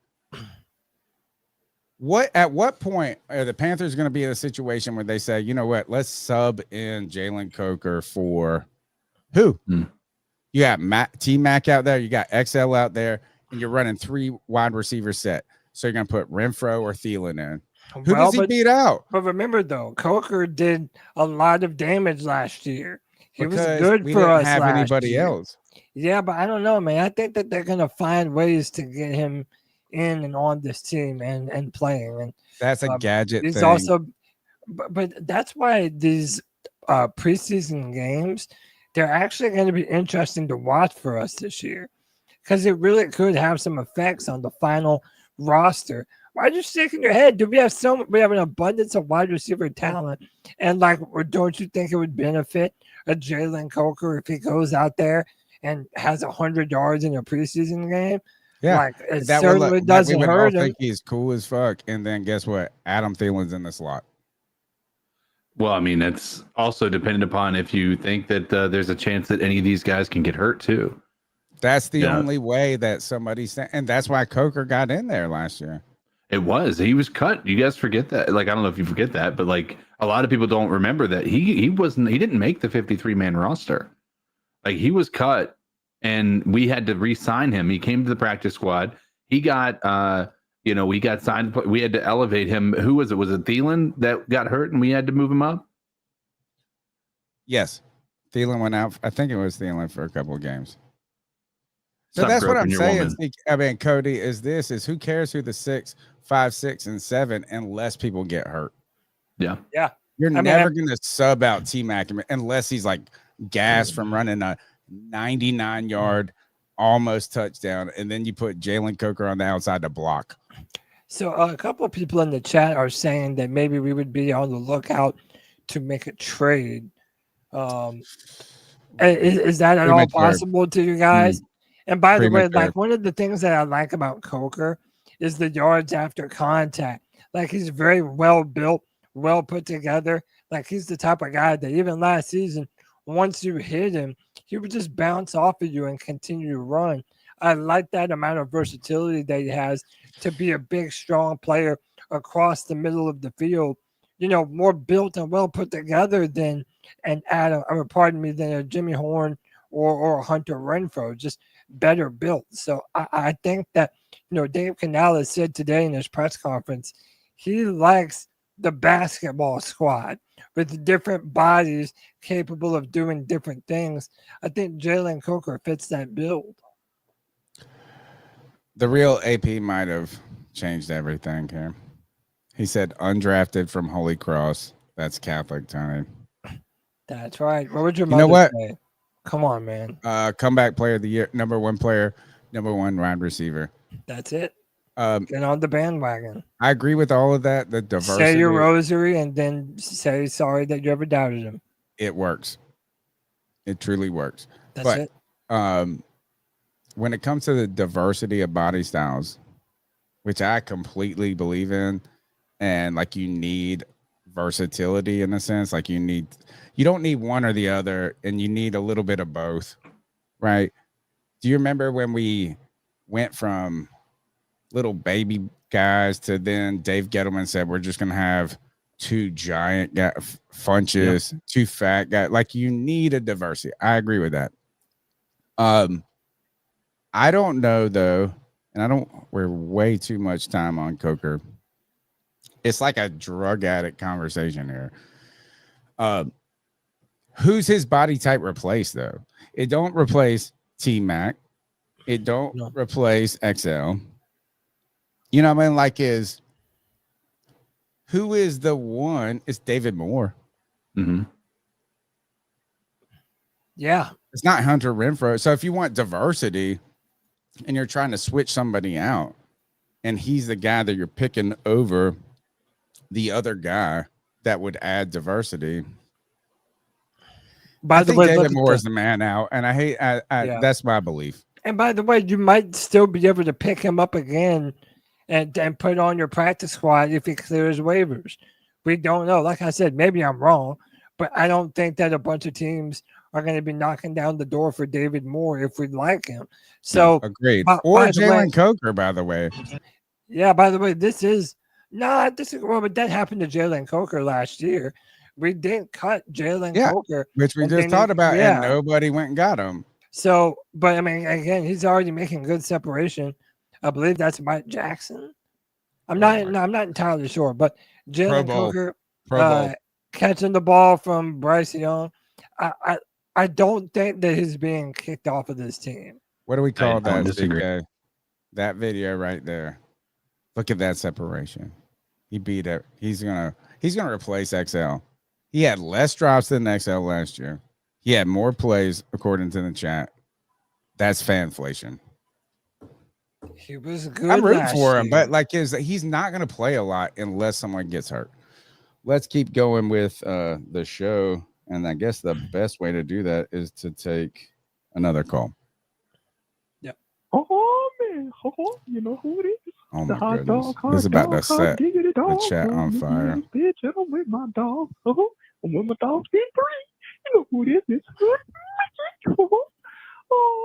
I think we're gonna do real good this year. I really like Jimmy Horn Jr. I think you guys need to watch out for him. And T-Mac, one hell of a motherfucking wide receiver. And I think it's time for everybody to get on the Carolina Reaper. Bryce Young. I'm going to do some numbers. He's going to do what he's supposed to do. And I'm looking at we're going to lead the NFC South. Who knows? Might go to the next Super Bowl. Oh, sweet. Keep pounding, keep motherfucking pounding. I missed you guys, by the way, C3. Just been trying to keep things going on in Carolina. I miss any caller who is more I miss any caller who's more controversial than G Baby.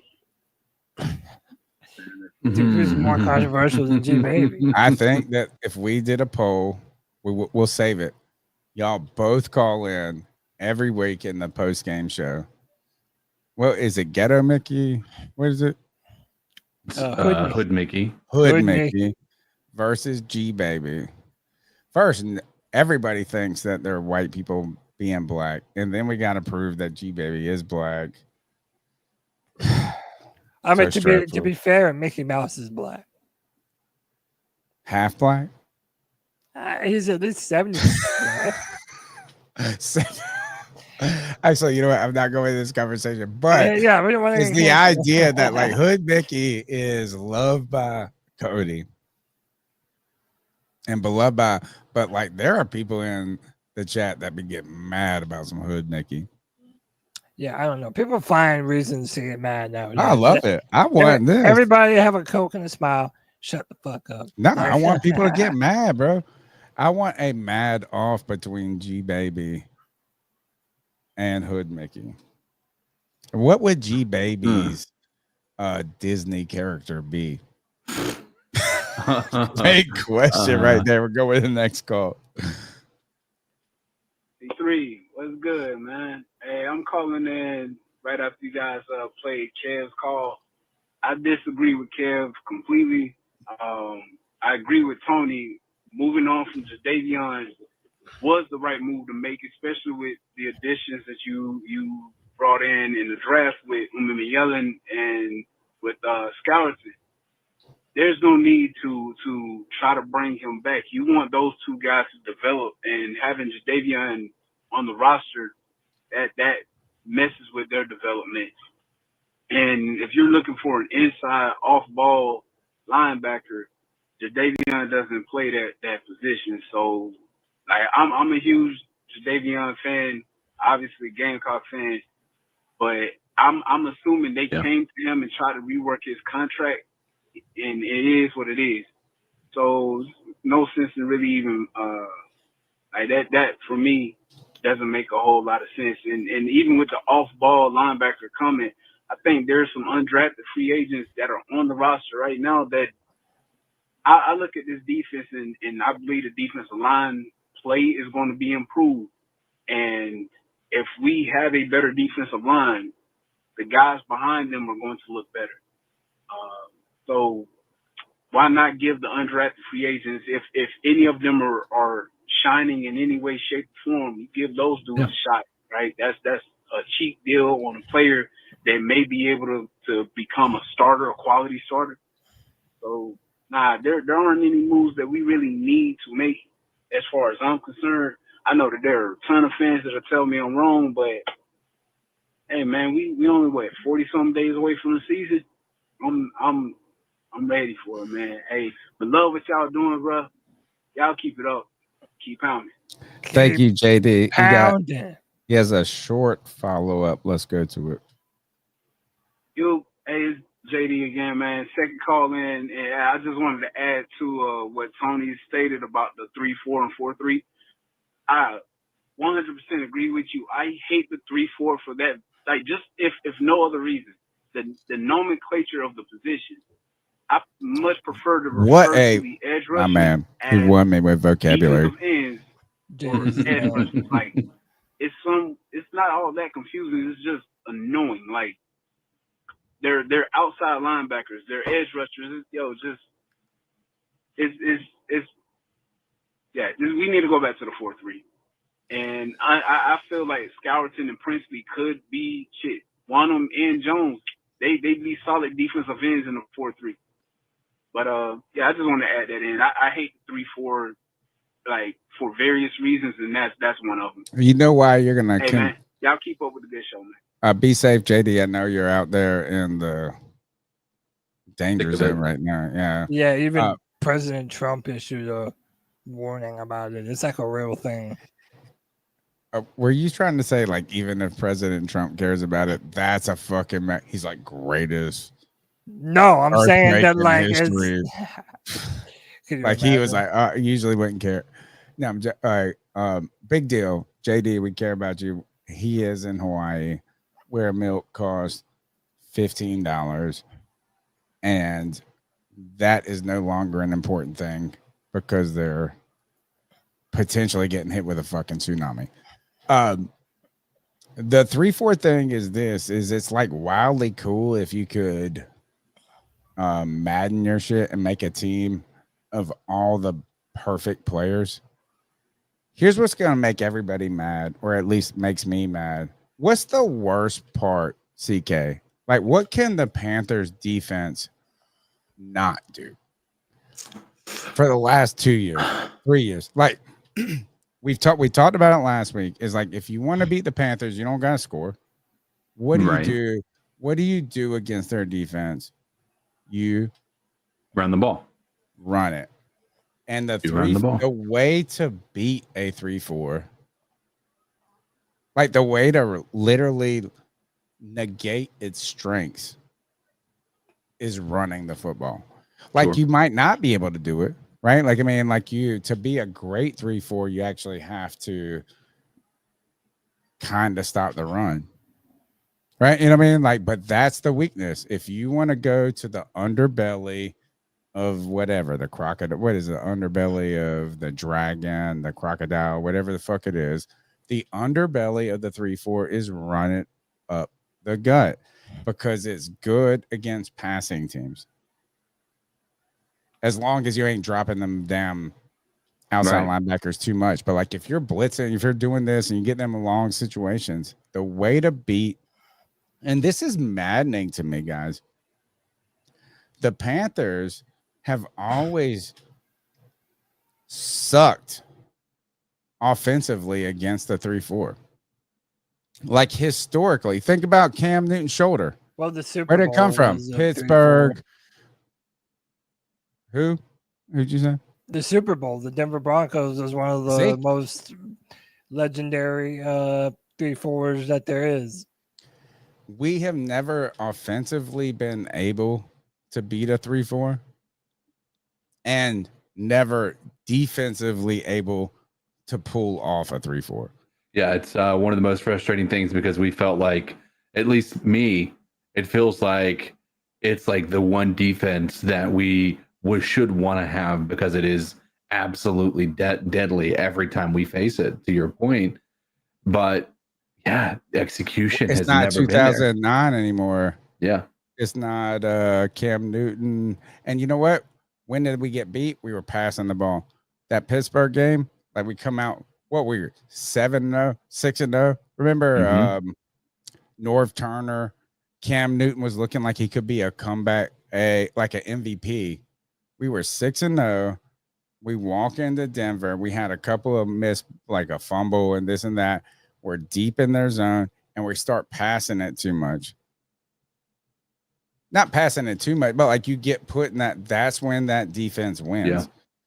Like we came out and scored, or what? Like we had a defensive touchdown. If you go back to that Pittsburgh game, it was the collapse of the franchise. Unfortunately. And 6-0. You come out, you have I think we scored a touchdown on the opening drive or something like this. All of a sudden, and then it flip-flopped so quickly. Like we looked like we scored, like we were gonna be busting these asses in the first 45 seconds. Like we're sitting here going, oh, we got, like, it's back. Cam, super Cam, all this shit. And then they put him in this 3rd and 15. You pass it. Then he fumbled in the end zone. Like it just went terrible. Yep. So, but our team cannot stop the run, guys.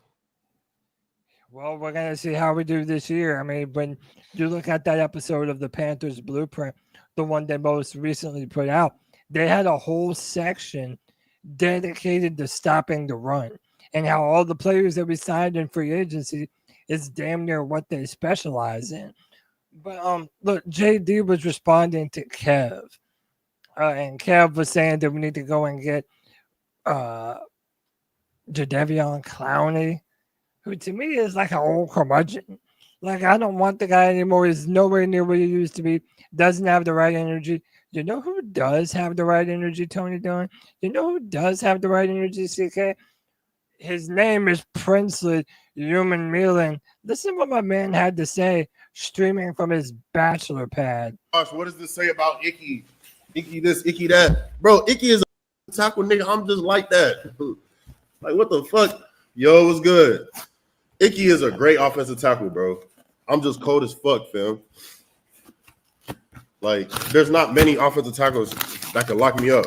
Really none, to be honest. This makes me feel terrible about all these guys. This Exactly, video like, actually make you appreciate feel to follow better? everybody on Icky ass on. Yeah, absolutely. It says that we have a player who's willing to come out and say that he feels that he can beat absolutely anyone. This guy That's has the type of never played bravado and type against of a energy. NFL tackle. And by the way, he's who already isn't Icky. starting. So what, man? I don't. Do you really want someone who's like putting his head down? Who's like, no, I don't think I can go up against those best guys. Like, this dude has that dog in him. Oh, fuck that soundboard. That is not this good. Dude is a dog. No, he Yes, might it be. is. What are you wrong. talking about? You come This on is here and fucking shit awesome. against Icky all the time. Think about that. Yeah. Like, you don't even think Icky I is don't a shit great on him. not shit, but like you don't think he's great. This guy ain't ever played against anybody in the NFL. I like his bravado. Sure. Like, I like, hey, nobody can lock me up. But don't over give Icky credit when you ain't even gotten a sack in the NFL. So the chat's trying to teach I don't me to like say this his one. last name. This Yeah. is my eyes up. You made me yelling. No, this is awesome. You're an old curmudgeon. We've already established this. Mm-mm, I I'm not. like the energy. I like the fact that he's confident enough in himself to go out and say some shit like this. I'm okay with that. Like Nick Scorton and Princely Umanmielen have already been showing out in a big way in practice. Bro, they've so only much have so- pads on for So what? This is our players. I'm allowed to fucking be pumped up about these guys, and fucking you should be too. Princely Umanmielen hasn't come into the Panthers to settle for a second string role. The 3rd round selection wants to silence his doubters and prove people wrong. He can accomplish this by surging into a prominent spot in the pass rushing rotation spot. Umanmielen, if that's the way you say it, caused a stir on the first day of camp after being left tackle at Kevin Quandru, the former Ole Miss standout, knocked the football out of quarterback Bryce Young's hands, which, by the way, you're not supposed to touch the quarterback. But he apparently ran into him. That was a big brouhaha, but it ended up being not too much of a big thing. It was a teaching moment for Umanmielen. Generating pressure is desirable, but the quarterback cannot be touched. The mistake the rookie won't be making again. And has left an immensely positive overall impression. Now, I talked to shut that shit the fuck up. I talked to Alex Zeitlo, and he talked about what a freak athlete Umanmielen is and what he's already been able to do in training camp. Apparently, he can squat 700 pounds. Sheesh. Like the dude is a monster. The dude is a The freaking problem nature. with his He's a comment was monster. not The how only good reason he you was. don't like it is because you're used to the old day and age with Julius Peppers, where these dudes never said No. shit. It's Wrong. a new day and age, Tony. Get with the program. CK, get in there because he didn't listen to a word I said. Go ahead. I CK, really what are do. your thoughts on this? I think that what I think is most impressive about what I liked more about that video than anything, sure, his confidence was there, but it was like he was doing that and uplifting Icky the entire time, right? That's the issue for me. What do you mean? Oh, because you think that he's like Not the he's not bravado of homeboy. Sure. Like, I want a rookie to come over and say, I don't care. Actually, I want anybody to be a jerk. Like, pull out your, well, like, nobody can lock me up. I'm okay with that. So then why are you complaining about it? Because he said, oh, but Icky locked me up. I feel like you didn't even listen to the clip. So he said he just beat Icky on every slot. He No, said that's not Icky even was what he good. said. Play it again then. Play it again. I think you might have misheard something, Tony. Because So he said he just beat Icky on everything. So you're No, he trying to said tell he's just me like that. he said Icky was a bum. No, I did not hear that. That's Because the if thing, he you're is not the even dog listening. of dog, no, You're not play it even again. listening. And no, Listen. you're not Okay, listening to me. no, Play it you again. need to listen to Let's him. reset. That's Okay. fine. Let's So by reset. the way, I also didn't give it the proper context before going into it. It was going off on Panthers Twitter that Princely beat Ike McQuanu in some one-on-one reps. Okay. So And there's this some, was all right, going around. that helps a So little then this context. this is what he then said later streaming, which I don't know where he streams, but this is what he said. Oh my gosh, what does this say about Icky? Icky this, Icky that. Bro, Icky is a great offensive tackle, nigga. I'm just like that. Like, what the fuck? Yo, what's good? Icky is a great offensive tackle, bro. I'm just cold as fuck, fam. Like, there's not many offensive tackles that can lock me up. Really none, to be honest. That context is what I needed, Cody. Yes. Exactly. Like, No, I needed to know that context because to me, when I first heard it, without that context, what I heard was like Icky gave me some business. A little bit. Like I could, but nobody can lock me up, not him, nobody else. No. And so Well, I I'm glad thought that he you was reheard it. propping up Icky. Well, I mean, no. Now, like, get cold like that. Hell was yeah, that's what we defending. need right there. Yeah, that's Now, what I'm saying. Dude, he defended it. He I defended thought he his was saying teammate. that Icky was very good. I understand. And nobody All else is- could lock all him is up. forgiven. Princely has shown himself to not only be a good teammate, but he went out and said, yo, I expect to beat anyone and everyone. Yeah, that you is gotta have a dog coming in you, at me." bro. Yes, absolutely. Like JD says, Timothy Charlemagne. That's the dude right there. Oh, All right, now I he like went that. out. You know what we don't want no choir boys no more, Cody. That's right. No more Boy Scouts. I don't want a guy that's going on the stream going, I don't want to get sent. I want a guy that is almost going to jail. Not going to jail, but close to it.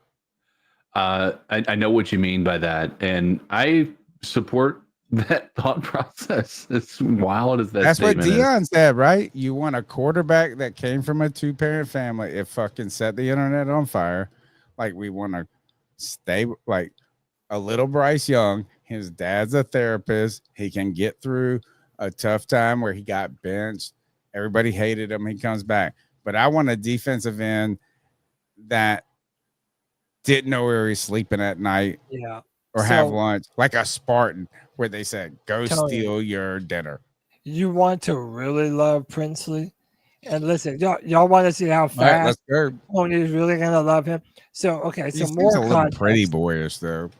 He's a handsome man. He is. Hey, I am confident enough in my sexuality to say that's a handsome me too. man. Don't worry. I like it, but Oh, he's your type. He's your type. But Tony, listen. But wait, You know Don't what? worry. I need a type on this more. team. I can't wait to I be know, gay for a but player on this team. Listen, this is about to Can't wait. confirm I ain't been that gay in a he while. is your type, right? So for those of you who don't know, there's been all this debate going back and forth about Cam Newton and Jalen Hurts and who is the better of the two. And Cam Newton didn't put Jalen in his top 10. So this has been a big topic. Top 10 of who? The NFL or what? Cam Newton put out his top 10 quarterbacks currently in the NFL, and Jalen Hurts was not one of them. So it ended up being a big cause of debate between the two of them. But Princely decided to take it upon himself and go on Twitter and says, America got Cam Newton fucked up. We talking about Superman. Oh my God. Come on now. You know what? This boy just changed teams. Come on now. Call my lawyer. Oh, no. It don't matter who I cohabitate with. And he said, and I'm not just Princely, saying that. move me in. Saying that because I play for the Panthers. He is a fan of the one, the only, the legend, Cameron Jarrell Newton. True. That's a real one, Tony. I don't know if I love Cam. Right. My dude. I dare anybody to be more Cam sexual for Cam than me. I don't know if I would mantle from him. It's the heavy is the head or that wears the crowns. It's like your hands on the back. There's some bad jokes there. I don't know if I would say Jalen Hurts that was outside the top 10. I understand the reason for saying that. Like, I don't know what Cam's top 10 is, but I don't think my initial reaction is like, I think Cam Newton is great. We don't need to get in an argument. Is Cam better than Hurts? Hurts better than Cam? Like, that's all folly. I don't know if I would put 9 other quarterbacks over Hurts, though. This is definitely a good discussion. And he won the Super Bowl. We're going to move through it. We're going to move through with some more calls. If you can find that list, we won't get deep into it. But, like, Cam, I love you so much. But you got to come on the podcast, Hunter. And you got to say, like, subscribe. I was like, damn, Cam. He does a lot of media outside of his own content. Or he's one of us. The Charlotte Observer just put out Superman. Go and check it out if you haven't. It was an hour-long documentary about Cam. About the 2015 Panthers team. They got interviews with just about everyone on that team who mattered, except for Cam Newton himself. You know what? Then fuck the Panthers on that one, because they used his name for the representation of that season. They said Superman. Superman. And they said they reached out to Cam, and Cam never responded. That shows you where it's at. That shows you what's up. And I'm not defending Cam on this, but you should have used a different title. People said that maybe he should not have played off of him with the Charlotte media. I don't know. Okay. I don't know. I think this. I think Cam needs to just rap with me and hang out, and he'll be like, damn, I didn't know everybody had my back like you. Like when you do your top 4 of like you go into a bar fight, you want to be a roommate. I think I would be the answer for all of those. He'd be like, damn, Tony will fucking stab somebody over me. I just said the Panthers are out of line. They said they're using his name for his benefit, and I don't know if he's wrong or they're right, but they should have changed it. They should have just been like, well, you know what? We made Cam Wells. What else would you even call it, though? To refer to everyone on that team. Ooh, Thanksgiving dinner. We beat the Cowboys on Thanksgiving. I know, but this is nobody knows. Superman, you used Cam for your benefit, and he didn't even do an interview. Yeah, but that's not their fault if you don't answer him either. And they put it out with the release of the Superman movie.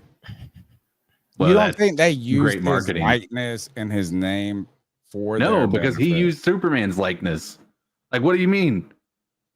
Like, no, but the Panthers, you don't think they use Cam's thing in making that the title of their video?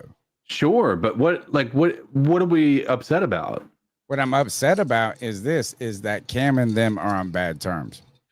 Right? But why should they tiptoe around him? Like, do you think he called up that DC was and his said, celebration, hey, dude? Like, if you're on bad terms with him, you should have been like, who would you have done? Blondie, Burnson. Do you think Cam Newton called up DC before he started to do Superman? But there's also no drawback to them doing it. What are they going to do? Make Cam Newton upset? Like, you know, who cares? Do you think that title would have made any sense if Cam Newton was not on that team?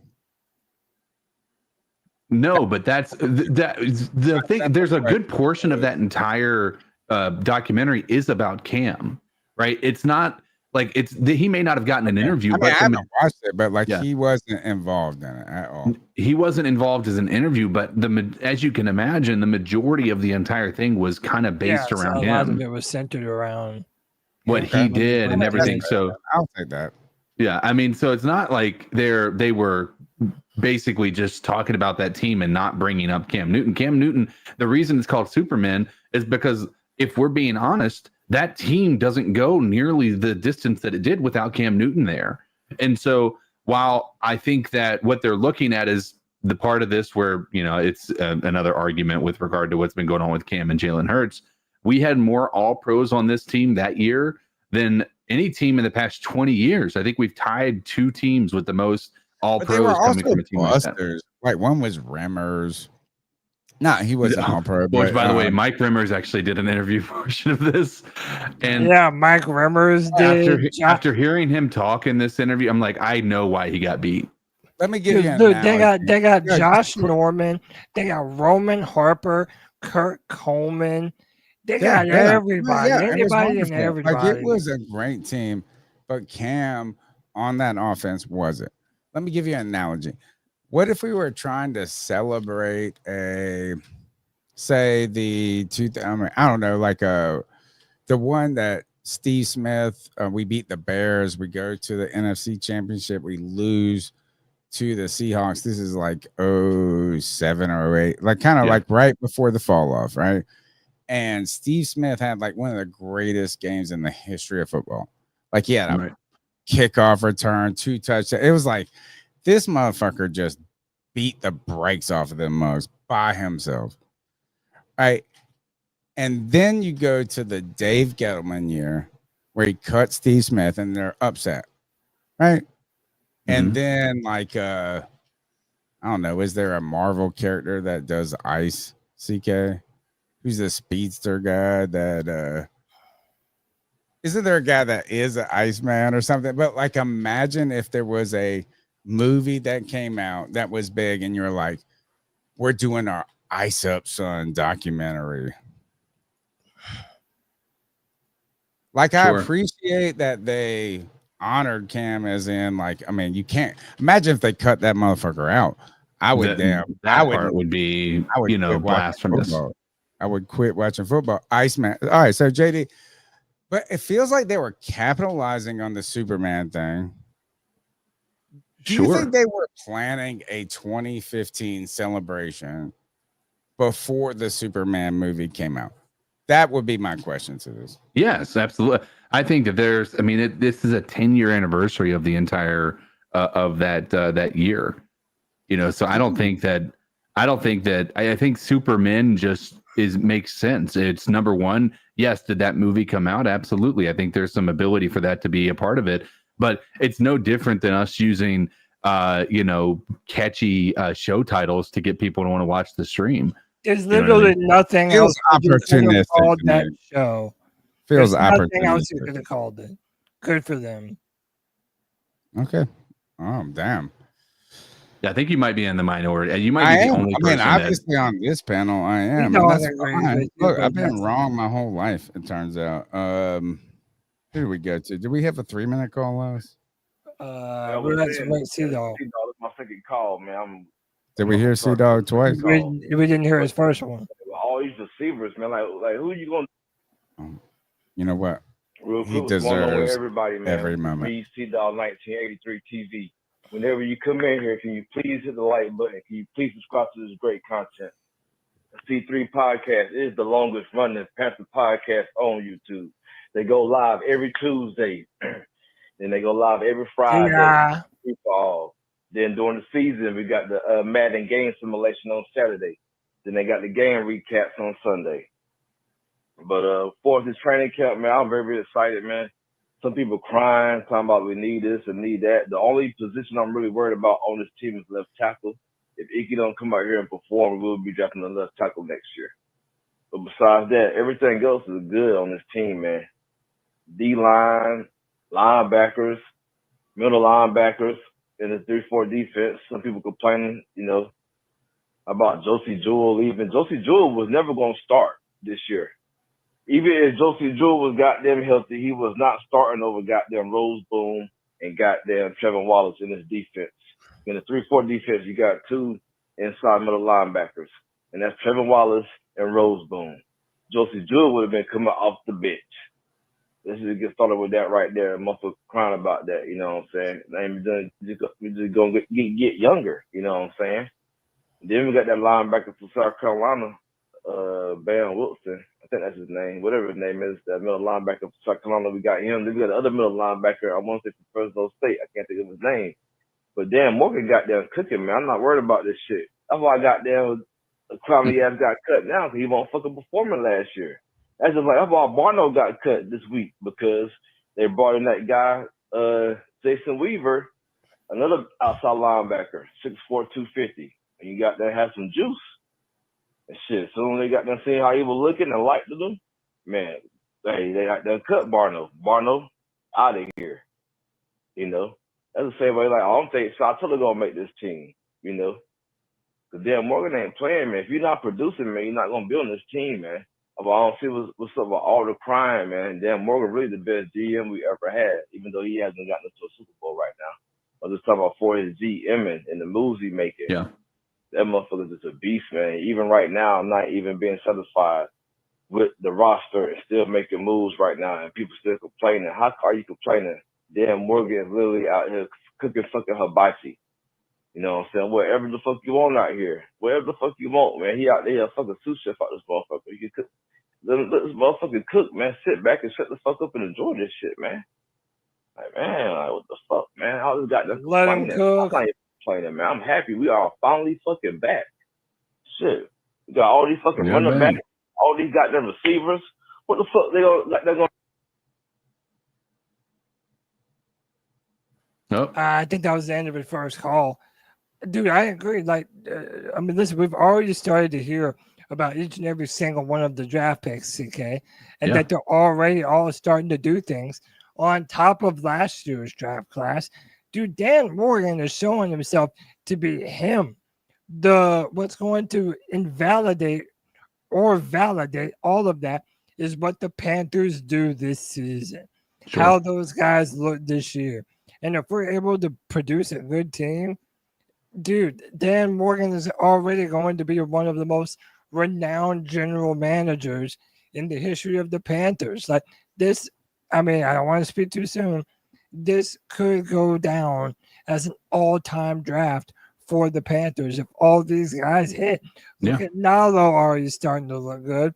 Jimmy Horn at the bottom of the draft looking good. Both of your edge players, Scorton and Umanmielen.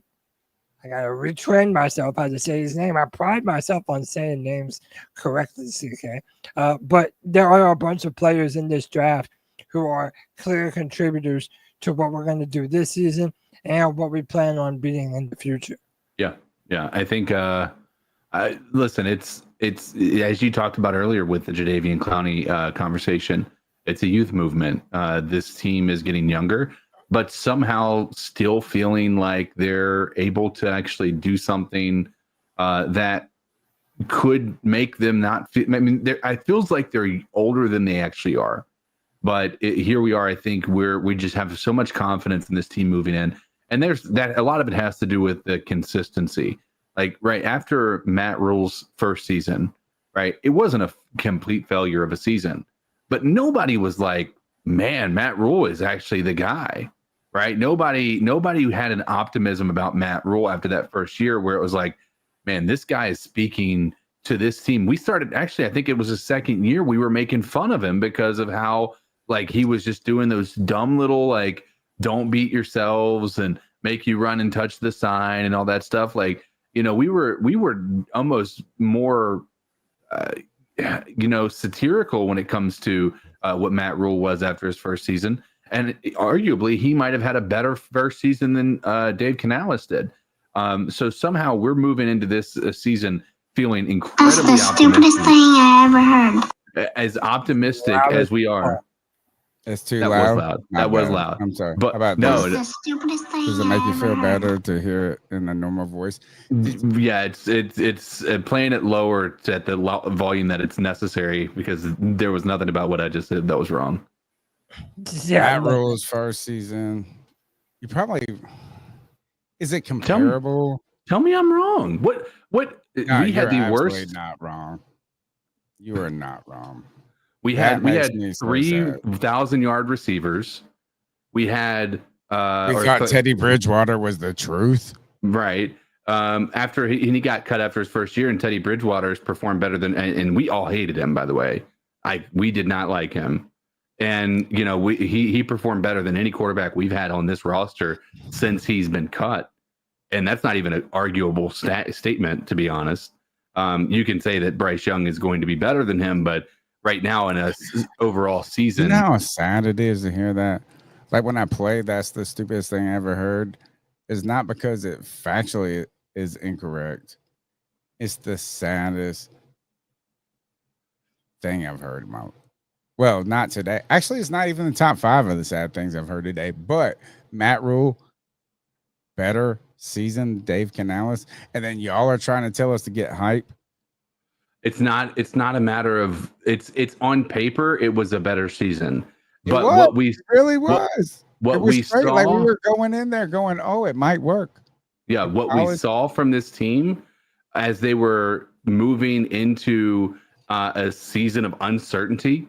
You know, this season was horrible, and I think what's different is what Dave Canales was able to pull out of these guys when there was nothing to be had, right? There was no reason. That's the storyline. Yes, and that's where I think we're all excited about what we saw from him this year and this entire team is because it feels like that we're able to actually build on what we saw last year. Whereas the Matt Rule era, it felt like there was, you know, what we saw is what we got. There wasn't really.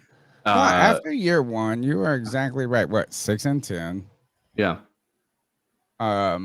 A guy that we had never heard of seemed like a little son of a preacher, right? Or a grandchild of a preacher. I don't know. We did not walk into season 2 of Matt Rule thinking it was the worst thing we've ever been in. No. But if you tell me Matt Rule, like if you said, if you made a comparison to anything in my life, I'm big on this saying true king, like is a true king. That's a true king. If you said that's a Matt Rule, them fighting words. Like if you compare anything to Matt Rule, it's like the worst sandwich you've ever had. Right. For even until you meet the Frank Reich. Even for as bad as Frank Reich was, right. Matt Rule is still hated more. He was a patsy. Frank Reich was kind of a patsy in a sense. I still maintain that Frank Reich's the decision for him being hired is exactly what took place. I think sandwich for our boy Muscles Marinara, if he is like, it's the Matt Rule and the Frank Reich. I'm walking in there and you say you only got 2 choices, the worst 2 sandwiches. Somebody gonna spit on, like it's awful. I'm still gonna order the Frank Reich. Yeah, maybe it's pride. I just don't believe that Bryce Young was the quarterback that Frank Reich wanted. I don't even care about that. Is Matt Rule? I mean, it doesn't even matter. Is Matt Rule? I mean, now I don't because it means that David Tepper. It means that David Tepper was able to make the right decision on quarterback potentially when his coach wasn't, but it also meant that he was willing to overthrow the will of his coach and drafting the quarterback that team that individual coaching staff wanted. All right. I don't know. You want to finish out this show? Yeah, we got how many calls do we have left? We got about 6 minutes of calls. All right. And when I say that, we have 4 calls that are under a minute. Everybody, you know who it is. It's Uncle Leroy. Also known as Uncle Elroy. Everybody Carolina State, my uncle. C3, how y'all doing tonight, man? What's up, Leroy? Like to say, man, I think we're going to do some really big things, man, this year, man. T-Mac and them boys, man, they really going to go off, man. Yeah. And I'm here at T-Mac. Yep. T-Mac catching a lot of bodies, man, with these passes, man. Too low. Ricky doing his thing.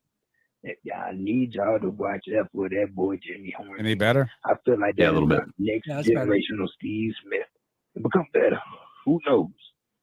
And that boy Hunter Renfrow. That boy motherfucking Renfrow. Yes, hey, sir. you heard what Derwin James said. That boy's something unstoppable. So everybody got to stop Too loud or too low? But it's good. I see us doing a lot of things, man. I definitely see us leading over the NFC South. Keep pounding, man. Have a blessed Pounding. All right, thank you. We're gonna go through we're pounding through these calls. Let's keep going. I'm sorry, it's my third call, man. I'm at the goddamn send y'all boys some money Friday. But real quick, man. I love you, I hope C-Dog. everybody have a great fucking week. Like I was saying, man, the C3 Podcast is the longest running podcast on goddamn YouTube. Yes, sir. Longest running Panthers podcast on YouTube. You know what I'm saying? They really don't get the respect that they should be getting. It is what it is. You know what I'm saying? I hope it comes or whatever. Whenever you come in here, please hit the lockdown like button. Please subscribe to the goddamn great fucking content. C3 goddamn go live every goddamn Tuesday, every goddamn Friday. Game simulation on goddamn Didn't we just do Saturday. this one? You got the game recap Nope, we on didn't live have game this one. recap during the season. But anyways, man, I'm fucking geeked up for the season. It's gonna be a great fucking season. C3, thanks for letting me be a part of this goddamn great nation. And everybody keep fucking pounding. Let's go. Keep pounding, baby. Let's we go. need some energy. Here's Kyle from Wilmington. I hope he got his package. What's up, by now. y'all? It's Kyle from Wilmington, Charlotte Sports One. Tony, Cody, CK, how y'all doing? I'm just getting off of work, just tuning in. I'll probably go back and watch the whole rest of the show just to see what we're talking about. But Appreciate you, brother. And shout for out to being Tony. part of the I got my free-for-all. swag bag today. That bitch is awesome. I'm gonna take a picture with it tomorrow when I have better lighting. But yeah, that bag was awesome. It's such a blessing. Y'all need to get on that Gleam and get yourself a swag bag. Like that is gifts from the professor. You know, you need to get you some. Training camp's going well, boys. I think this Panthers team is going to be really strong this year, and I'm very interested to keep watching what we got going on. Keep pounding, y'all. That's Kyle, winner of the July C3 Panthers. I wish I had a better. I call it a swag bag. I don't even know. It's a gift basket. It's awesome. It's got a bunch of stuff. I've got these relics from Bank of America, and it's a big deal. We're going to be putting out the new offer in the next couple of days. I was supposed to have it ready tonight in my own mind. It is the August giveaway, and we are not in August yet. But don't go to a divorce attorney in the middle of the day and then act like, oh, I'm going to get the swag bag ready because it might throw a hiccup in there. But no, we're going to be doing that giveaway the third Tuesday of every month. And if I don't get it ready by tomorrow, I might move it back a week because there's like 5. There were so many weeks, and it's either August or September. I think it might be September. Either when I was making my schedule for my classes, I was like, how the hell my kids got 7 assignments in September? Like it, you get a couple of 5-week months in a row. Football's around the corner. Thursday, Friday for the Panthers. Let's go to the next call. We got just a couple of seconds left. Oh, if you can't understand what I'm saying, hopefully you can understand me now. C3 Panthers Podcast is one of the best. It's 13 seconds. We got about. And shout out to Big Cat. Or Big Cat? 34. Oh, you guys are doing your thing. I rock with everybody in Rock City. Back to things where I go. Gotta keep Minnie Mouse out. She did. She ain't the last speckle in the cheese. Ain't having that. Mouse love cheese. I'm out. Oh, he out. Hood Mickey. C-Dog, I love you. You're one of my favorite top 5 people. I wish I was free. I wish more than anything. Hey guys, it's Kyle from Wilmington. Cody, you got me. This is real. Look, cut off. Umanmielen. Uman. Tell me what that is. Keep that. Is that Princely? Princely Umanmielen. Listen, man, that means somebody else mispronounced it first, because I heard someone else say it, and I thought that it was the official way to say it. Oh, and then you corrected me every time. You know I what? was way more wrong. Now, don't worry, I was way more wrong. I want to say that now. Maybe I heard Princely say it, so now I don't even know if y'all are telling me the right or the wrong way to say it. I call him PU. Nah, I'm gonna say it the right way. I just need to figure out the way. I ain't never gonna be able to say it. I'm from Winterville, North Carolina. I mean, it's not hard. That's what she said. This is the last call. It's a long one, though. That's what she said. She never said C3 that. JD again, man. Hey, I'm calling in at the part y'all talking about what Cam said and how he left Jalen out of his top 10. And on Cam's podcast, he explained that he looked at the quarterback's performances. One thing that I took issue with what Cam said was that they were asking Jalen not to lose the game, and that's the only issue I actually took with what he said. Jalen is a very talented quarterback. He's great. But the team he had built around him last year that won that Super Bowl, as other fans would tell other football fans, that Cam didn't have that in that 2015 squad. What Cam was saying, that when you look at what they were asking Jalen to do with the team that he had around him, number 1 running back in the league, great defense and stuff, Jalen just needed to go out there and play his part. Sure. Something like what Canales said he wants Bryce to do, be 1/11th of the team. That's all they were asking Jalen to do. So because of that, Cam couldn't put him in the top 10 in terms of performance. You look at a Lamar Jackson, if Lamar is not Lamar, he's number Ravens 1. ain't winning. If Mahomes isn't Mahomes, are the Chiefs winning? When you look at all these other quarterbacks, hell, look no further than Bryce Young. The games we were able to win last season, if Bryce wasn't playing like Bryce was playing, those games, the few that we won, we're not winning them. So when you talk about top 10, and I'm assuming Cam was talking about performance, you can't put Jalen in the top 10 because how many other quarterbacks in the league have the number 1 running back, or number 2, if you want to say that, I forget his name, Derrick Henry. There's an argument that could be made that Henry's number 1. That's besides the point. Hurts had a lot of talent on that roster, which is what every team should be trying to do, put talent around their quarterback so that their quarterback is simply 1/11. Then in those opportunities, in those moments where you need your quarterback to be more than just 1/11, a la Bryce against the Eagles on that final drive, Bryce against the Chiefs, Bryce against the Bucs. When JD, you ask I love him you. to be more than 1/11, that's when you realize, hey, this dude is a top 10 QB, one of the best doing it, one of the GOATs actively playing. And that's all Cam was saying. I don't understand how people get bent out of shape. He's not saying Jalen Hurts isn't a talented quarterback. He's saying that Jalen Hurts had a lot of help on his roster. That shouldn't take away from him being a good player. Just because you're on a team that is slightly decent. I got time today because I'm stuck in traffic again. That whole storm got everybody wigging out. I'm hoping it ain't as bad because they were doing this like 2-3 years back, and it was Thank you for the call, JD. Be safe, Cody. We're not going to spend a lot of time on this, but please pull. Can I put my screen up? How do I put it up? Can you put my present? Add it. Oh, here we go. All right. We're not going to spend a ton of time on this. Promise you. But like, if the real question is top 10, don't take Cam and Hurts away. I was actually the person. I got tagged on my boy shit that was like, is he better than this? Is he better than? I said, I don't want nothing to do with this. Jalen Hurts can be a great player.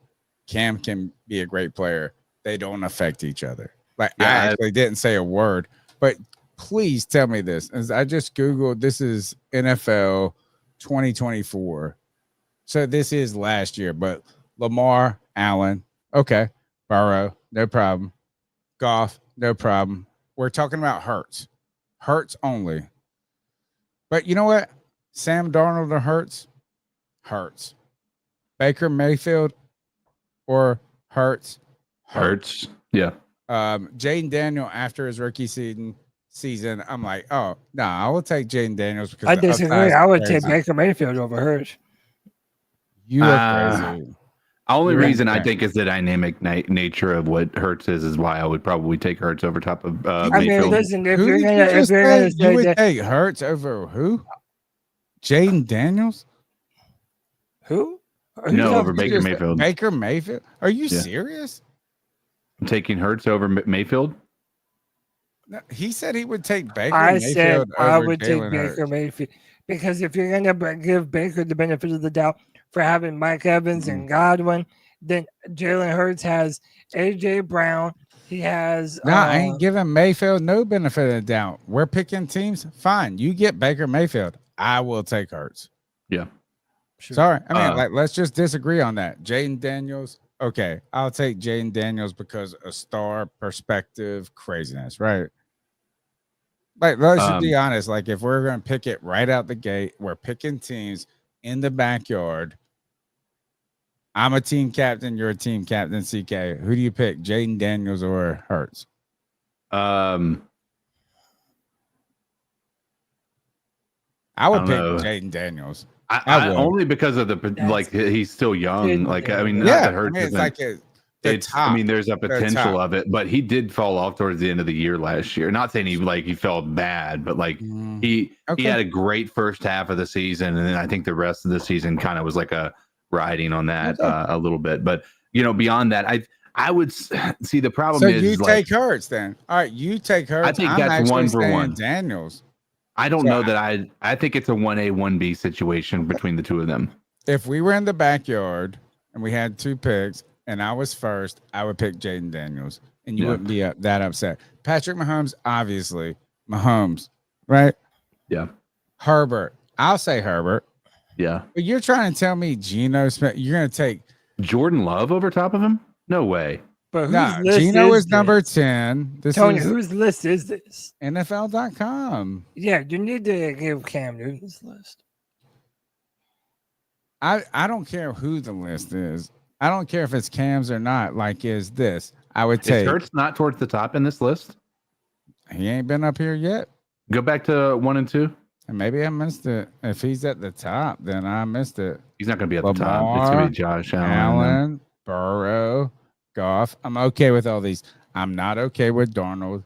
And they're not picking them. They're just talking about stats, right? But I ain't picking Sam Darnold. I ain't picking Baker Mayfield. I'll pick Jaden Daniels. We're picking teams. This guy or Hurts. Mahomes or Hurts. Mahomes. Herbert or Hurts. Cody. Cody needs to get out of here. This is a good one. Okay. Cody needs to bounce. All right. Yeah, I'm gonna let y'all finish out the show. I'll be I gotta bounce out. I know this is a rabbit. We love you, Cody, and we all need to go. Actually, we don't. I mean, we kind of do, but there's only 4 more slides. But yeah, I gotta. No, we got it. We got it. We could just C3 Legion. Love y'all. I'll be back on Friday, and peace and love. Keep pounding. Keep pounding. My point, CK, is this: I don't know what Cam's list was. Sure, I don't, and I love Cam, but I don't know what 10 quarterbacks to put over Hurts. Yeah, like, I don't know how he can literally say that. It's almost irony because we spent years defending Cam, like even in his MVP season, right? There's so many people who were arguing that he had, all these other pieces around. He had a great defense, a great offensive line, all this stuff, right? There was the same arguments. He's a running quarterback. He's not a passing quarterback. He's not a real. You can't put him in the top 10 because he's not. Like if you look at you have to basically only judge a quarterback off of his passing stats, when that's just not a realistic, argument in my mind. I said this in they have CJ Stroud below Bryce Young on this. Dude, that's crazy to me. But my issue with it is that I said this in the C3 Legion chat. I said I have defended Cam Newton enough to know that I'm not going to argue against Jalen Hurts. Being that's my a point great quarterback. too. Because that is my point exactly. We there's just as many arguments for him being a great quarterback in this league as excuses as to why he's not. And that was the same thing with Cam Newton. Yeah, how about that? Just good. And guess what? He had, for all of the situation, and you can point to whatever you want to point to. We had one of the best teams in the NFL that year, anchored mainly by Cam Newton. To be fair, in that offensive side of things, but we couldn't get it done, and we've only been once. Now we have. This is the second time in Hurts' career that he went to the Super Bowl, right? He's been in the Super Bowl twice. I'm not arguing that Hurts or Cam. No. I'm not arguing. No, that. it's a moot point. That. It's a moot point. That's like arguing the Jordan LeBron. Like there's just no winning. If Cam was on that team, he would be so great. We could say all those different things. We can say whatever we want to say. Yeah, exactly. I just don't think that Jalen Hurts is below a top 10 quarterback in this league. No. The only argument I think that is valuable enough to make to put in this as a caveat is he's too often had people in his offense that have been mad at him because he isn't doing his job the right way or what have you. AJ Brown, has consistently mad all the time though. CK. I know, but here's my thing is that is part of the leadership that I would say you could argue that maybe he doesn't have the leadership to keep his team together if things are going bad. I defended Cam Newton when he had the towel on his head. Right. The way I've always said this about Cam, and I feel like I want to give this credit to Hurts, right, is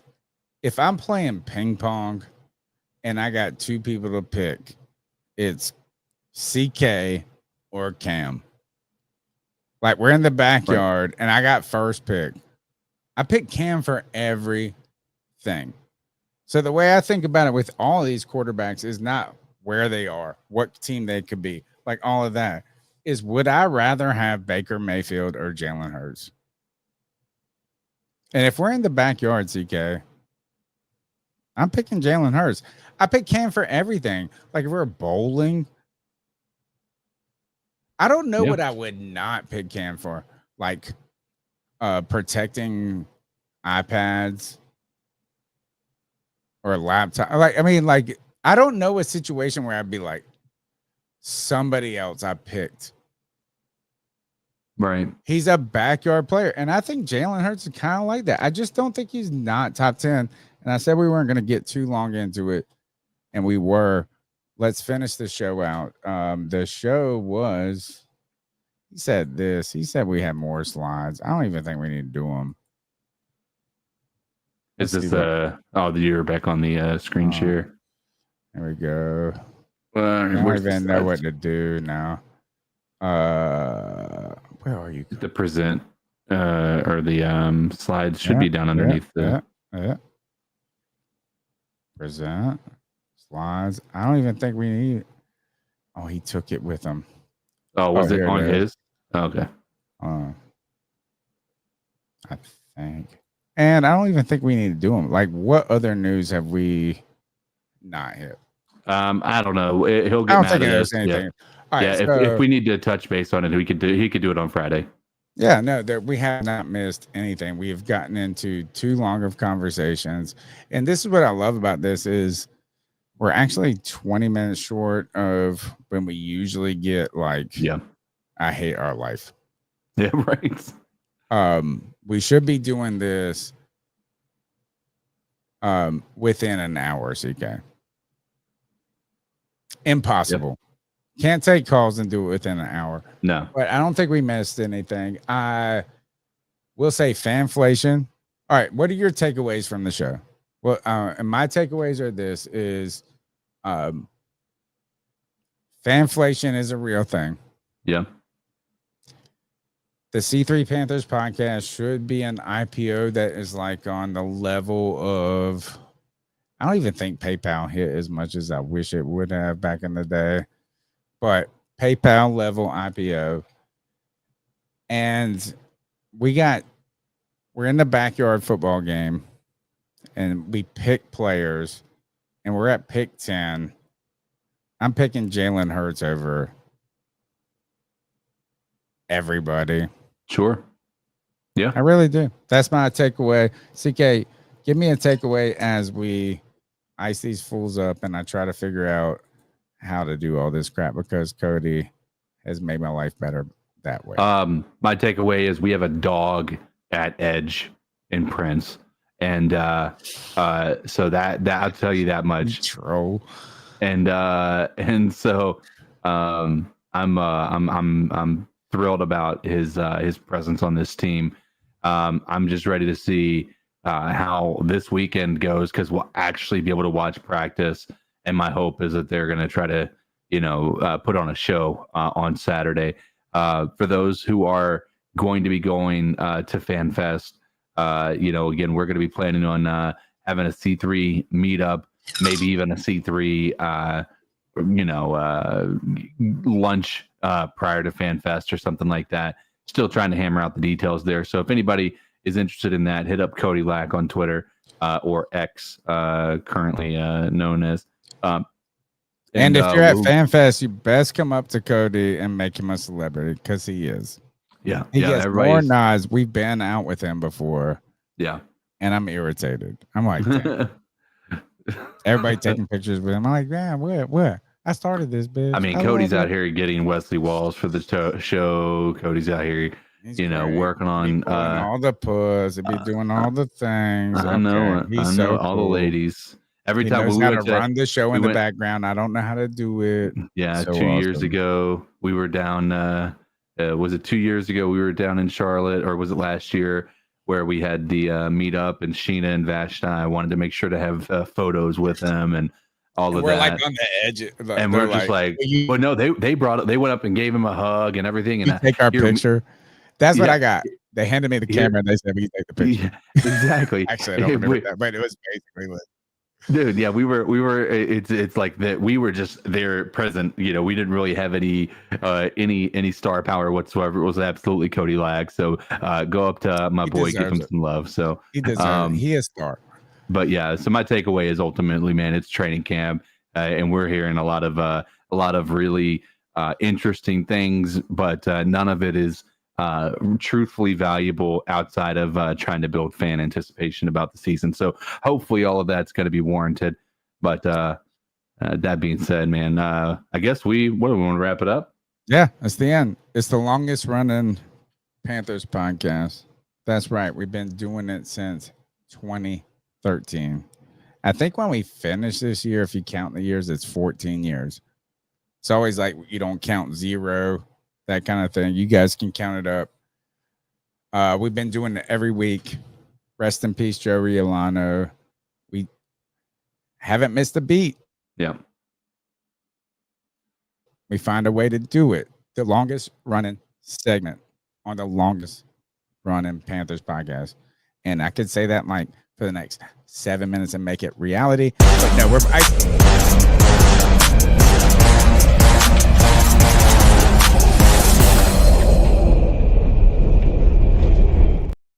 and Cody's going to say, that was the wrong ice up clip.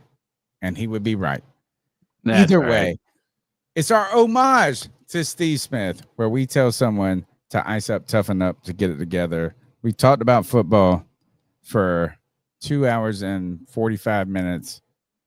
We've talked about Cam Newton for 13 years. And now it's our time to do whatever the hell we want, where we tell someone to ice up, toughen up, to get it together. Everyone's fair game. We can step outside the bounds of football.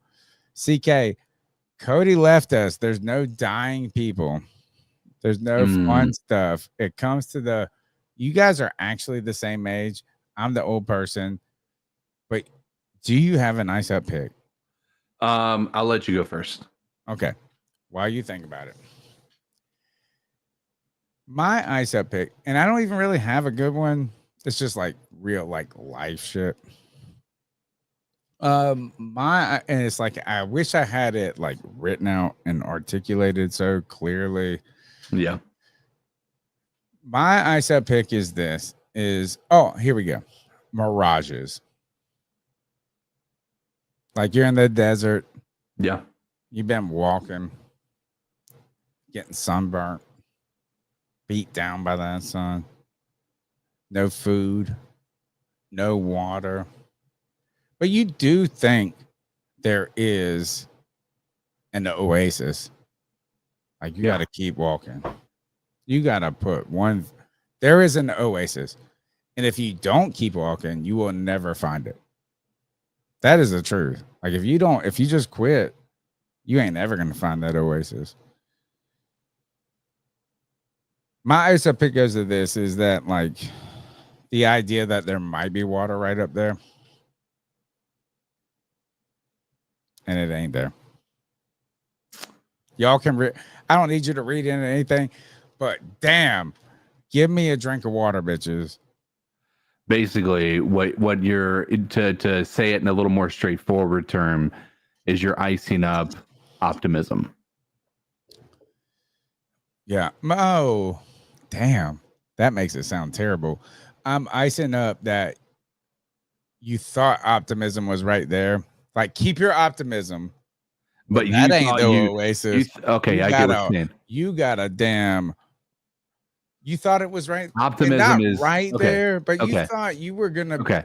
You thought better was close. Optimism is you're walking over a hill and thinking there's going to be an oasis on the other side of this. You can't see it, but it's there. But what you're talking about is you get over the hill, you see the oasis, it's within your grasp, and there's a bigger hill there, and there's nothing. There's actually no oasis there to begin with. It was a mirage. Yeah. There is an oasis out there. Keep your optimism, but damn. Yeah. I want to end sight, but the end ain't there. Keep 1 foot, 1 foot, 1 foot. CK, good. Do something with Trump. My mom. Man, I've done that two times. Be like, oh, Trump is the worst. And my mom, there were so many things. I said this to somebody the other day, and I said, nothing sticks to this person like Trump. They said, why are you talking about Trump? I said, damn. Why are you so defensive about this motherfucker? Let's okay, here's what I'll do. And I'll do this from any standpoint. It doesn't matter religion. It doesn't matter your belief system whatsoever. The idolatry of, and we might have talked about this a little bit already, the idolatry of politicians, celebrities, content creators, Cody Lack, whatever it is.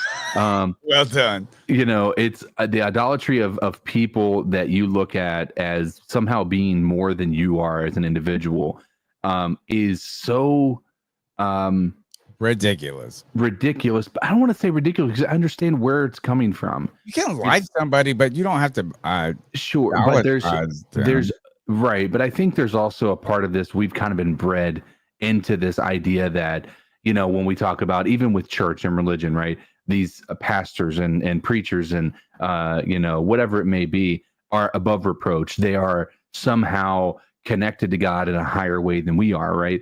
And so I think the idolatry sort of happens naturally because we see these people in these places of power and we naturally assume they know what they're talking about. We know that we feel like they're experts in what they're doing, in many cases, right? And so to the point where you're talking about, you bring up Trump to somebody, why are you talking about Trump? I'm like, it's nothing bad, really. Hearing what I said, you jump to the conclusion that, X, Y, or Z is what I'm talking about, right? If you have a mindset that no matter what somebody says, you're already jump into a conclusion about who they are as an individual because you've fallen into this category of human being that follows one belief system. The G baby effect. It's the Cody Lack effect. Sure. It's the I'm gonna die on this hill effect, right? And so exactly. You know what I mean? It's you could even be giving them a compliment. You'd be like, oh, I was not even saying anything bad. It was just like, I don't think that tie is as red as it usually is. Oh, yeah. It's like, good God. Give me some slack here. But no, that's idolatry. Yeah, my eyes up is just seeing all of this happening now. And to be fair, the MAGA movement, if you want to talk about it, with this Epstein situation, has been willing to kind of pull away from the sun that is Donald Trump, right? And like gravitational pull, right. thing. So they've been able to pull away from that to a degree, but there's still that core of people that no matter what, they're going to latch on and not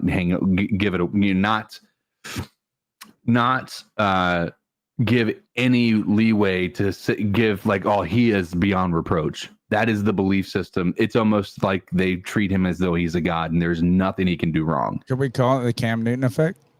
Yeah, you can call it a quarterback effect. How about that? I call it my Cam Newton effect. It's just this, folks.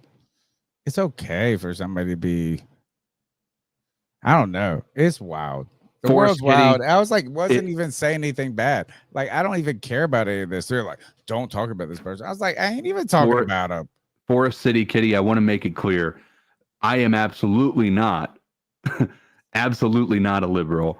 I ain't nothing. I'm just willing to think in a more, I feel like I am more of a critical thinker and not somebody who's just going to look at a situation and follow one person because everybody else thinks that I should. First of all, let me just be specific. I was talking to my mother. Yeah. And the whole point is I could have been like this about any other politician, left, right, this. It's like, I wouldn't even say anything bad. I was just, nothing sticks to this on me. Yeah. Everything bounces off. And I was making an analogy to my ex-wife. Like, it don't matter if it's good, bad, like it bounces off. I was just like, it's damn. Like, I respect that game. I respect Donald Trump's game. I know what he's doing. And nothing tears him down. Yeah, and to be fair, there's logic to his pretty much a lot of the decisions he makes. I think he's made some poor decisions over the past couple of weeks that has put maybe a bit of a chink in the armor, if you will. But at the end of the day, the dude still finds a way, and it's he has found. I mean, he's done something that nobody has been able to do in years for a party that many saw as dying up until he took the reins of it. He's the Cam Newton of politicians. Yeah. He can dress like a grandma. He can do whatever it is. And I don't even care. I have no opinions on any of this. All I was saying is you got mustard on your tie. And they're like, no, that tie perfect. I was like, damn. Right. It's the lack of the clear Look at the chat. Homeboy said we're liberal. That's why that was the takeaway right away, is that y'all are liberal. I don't even have an opinion. I got no opinion. I'm Marvin in the back of the Pulp Fiction car that got his head blown off. I got no opinion on this. But I was like, you got mustard on your tie. And she was like, don't talk about a tie. Tony's liberal Panther she's not wrong, to be fair. I think you lean more that way. I'm actually not. But I'm not trying to talk about that. Is idolatry. Tony is a bleeding heart liberal. Tony is far for the state. I get paid by tax money. Yep. I am a literal socialist. Yep. And not because I love it, but because it pays my paycheck. Yep. Tony is marching during every parade in June. And yeah, dude's absolutely out there. He is far left as you can get. I don't even go to FanFest and I do a podcast crazy. This is the C3 Panthers Podcast, brought to you by CarolinaCatChronicles.com. I'm sorry, CK, I did this to you. I had a tough day, and you're my therapist.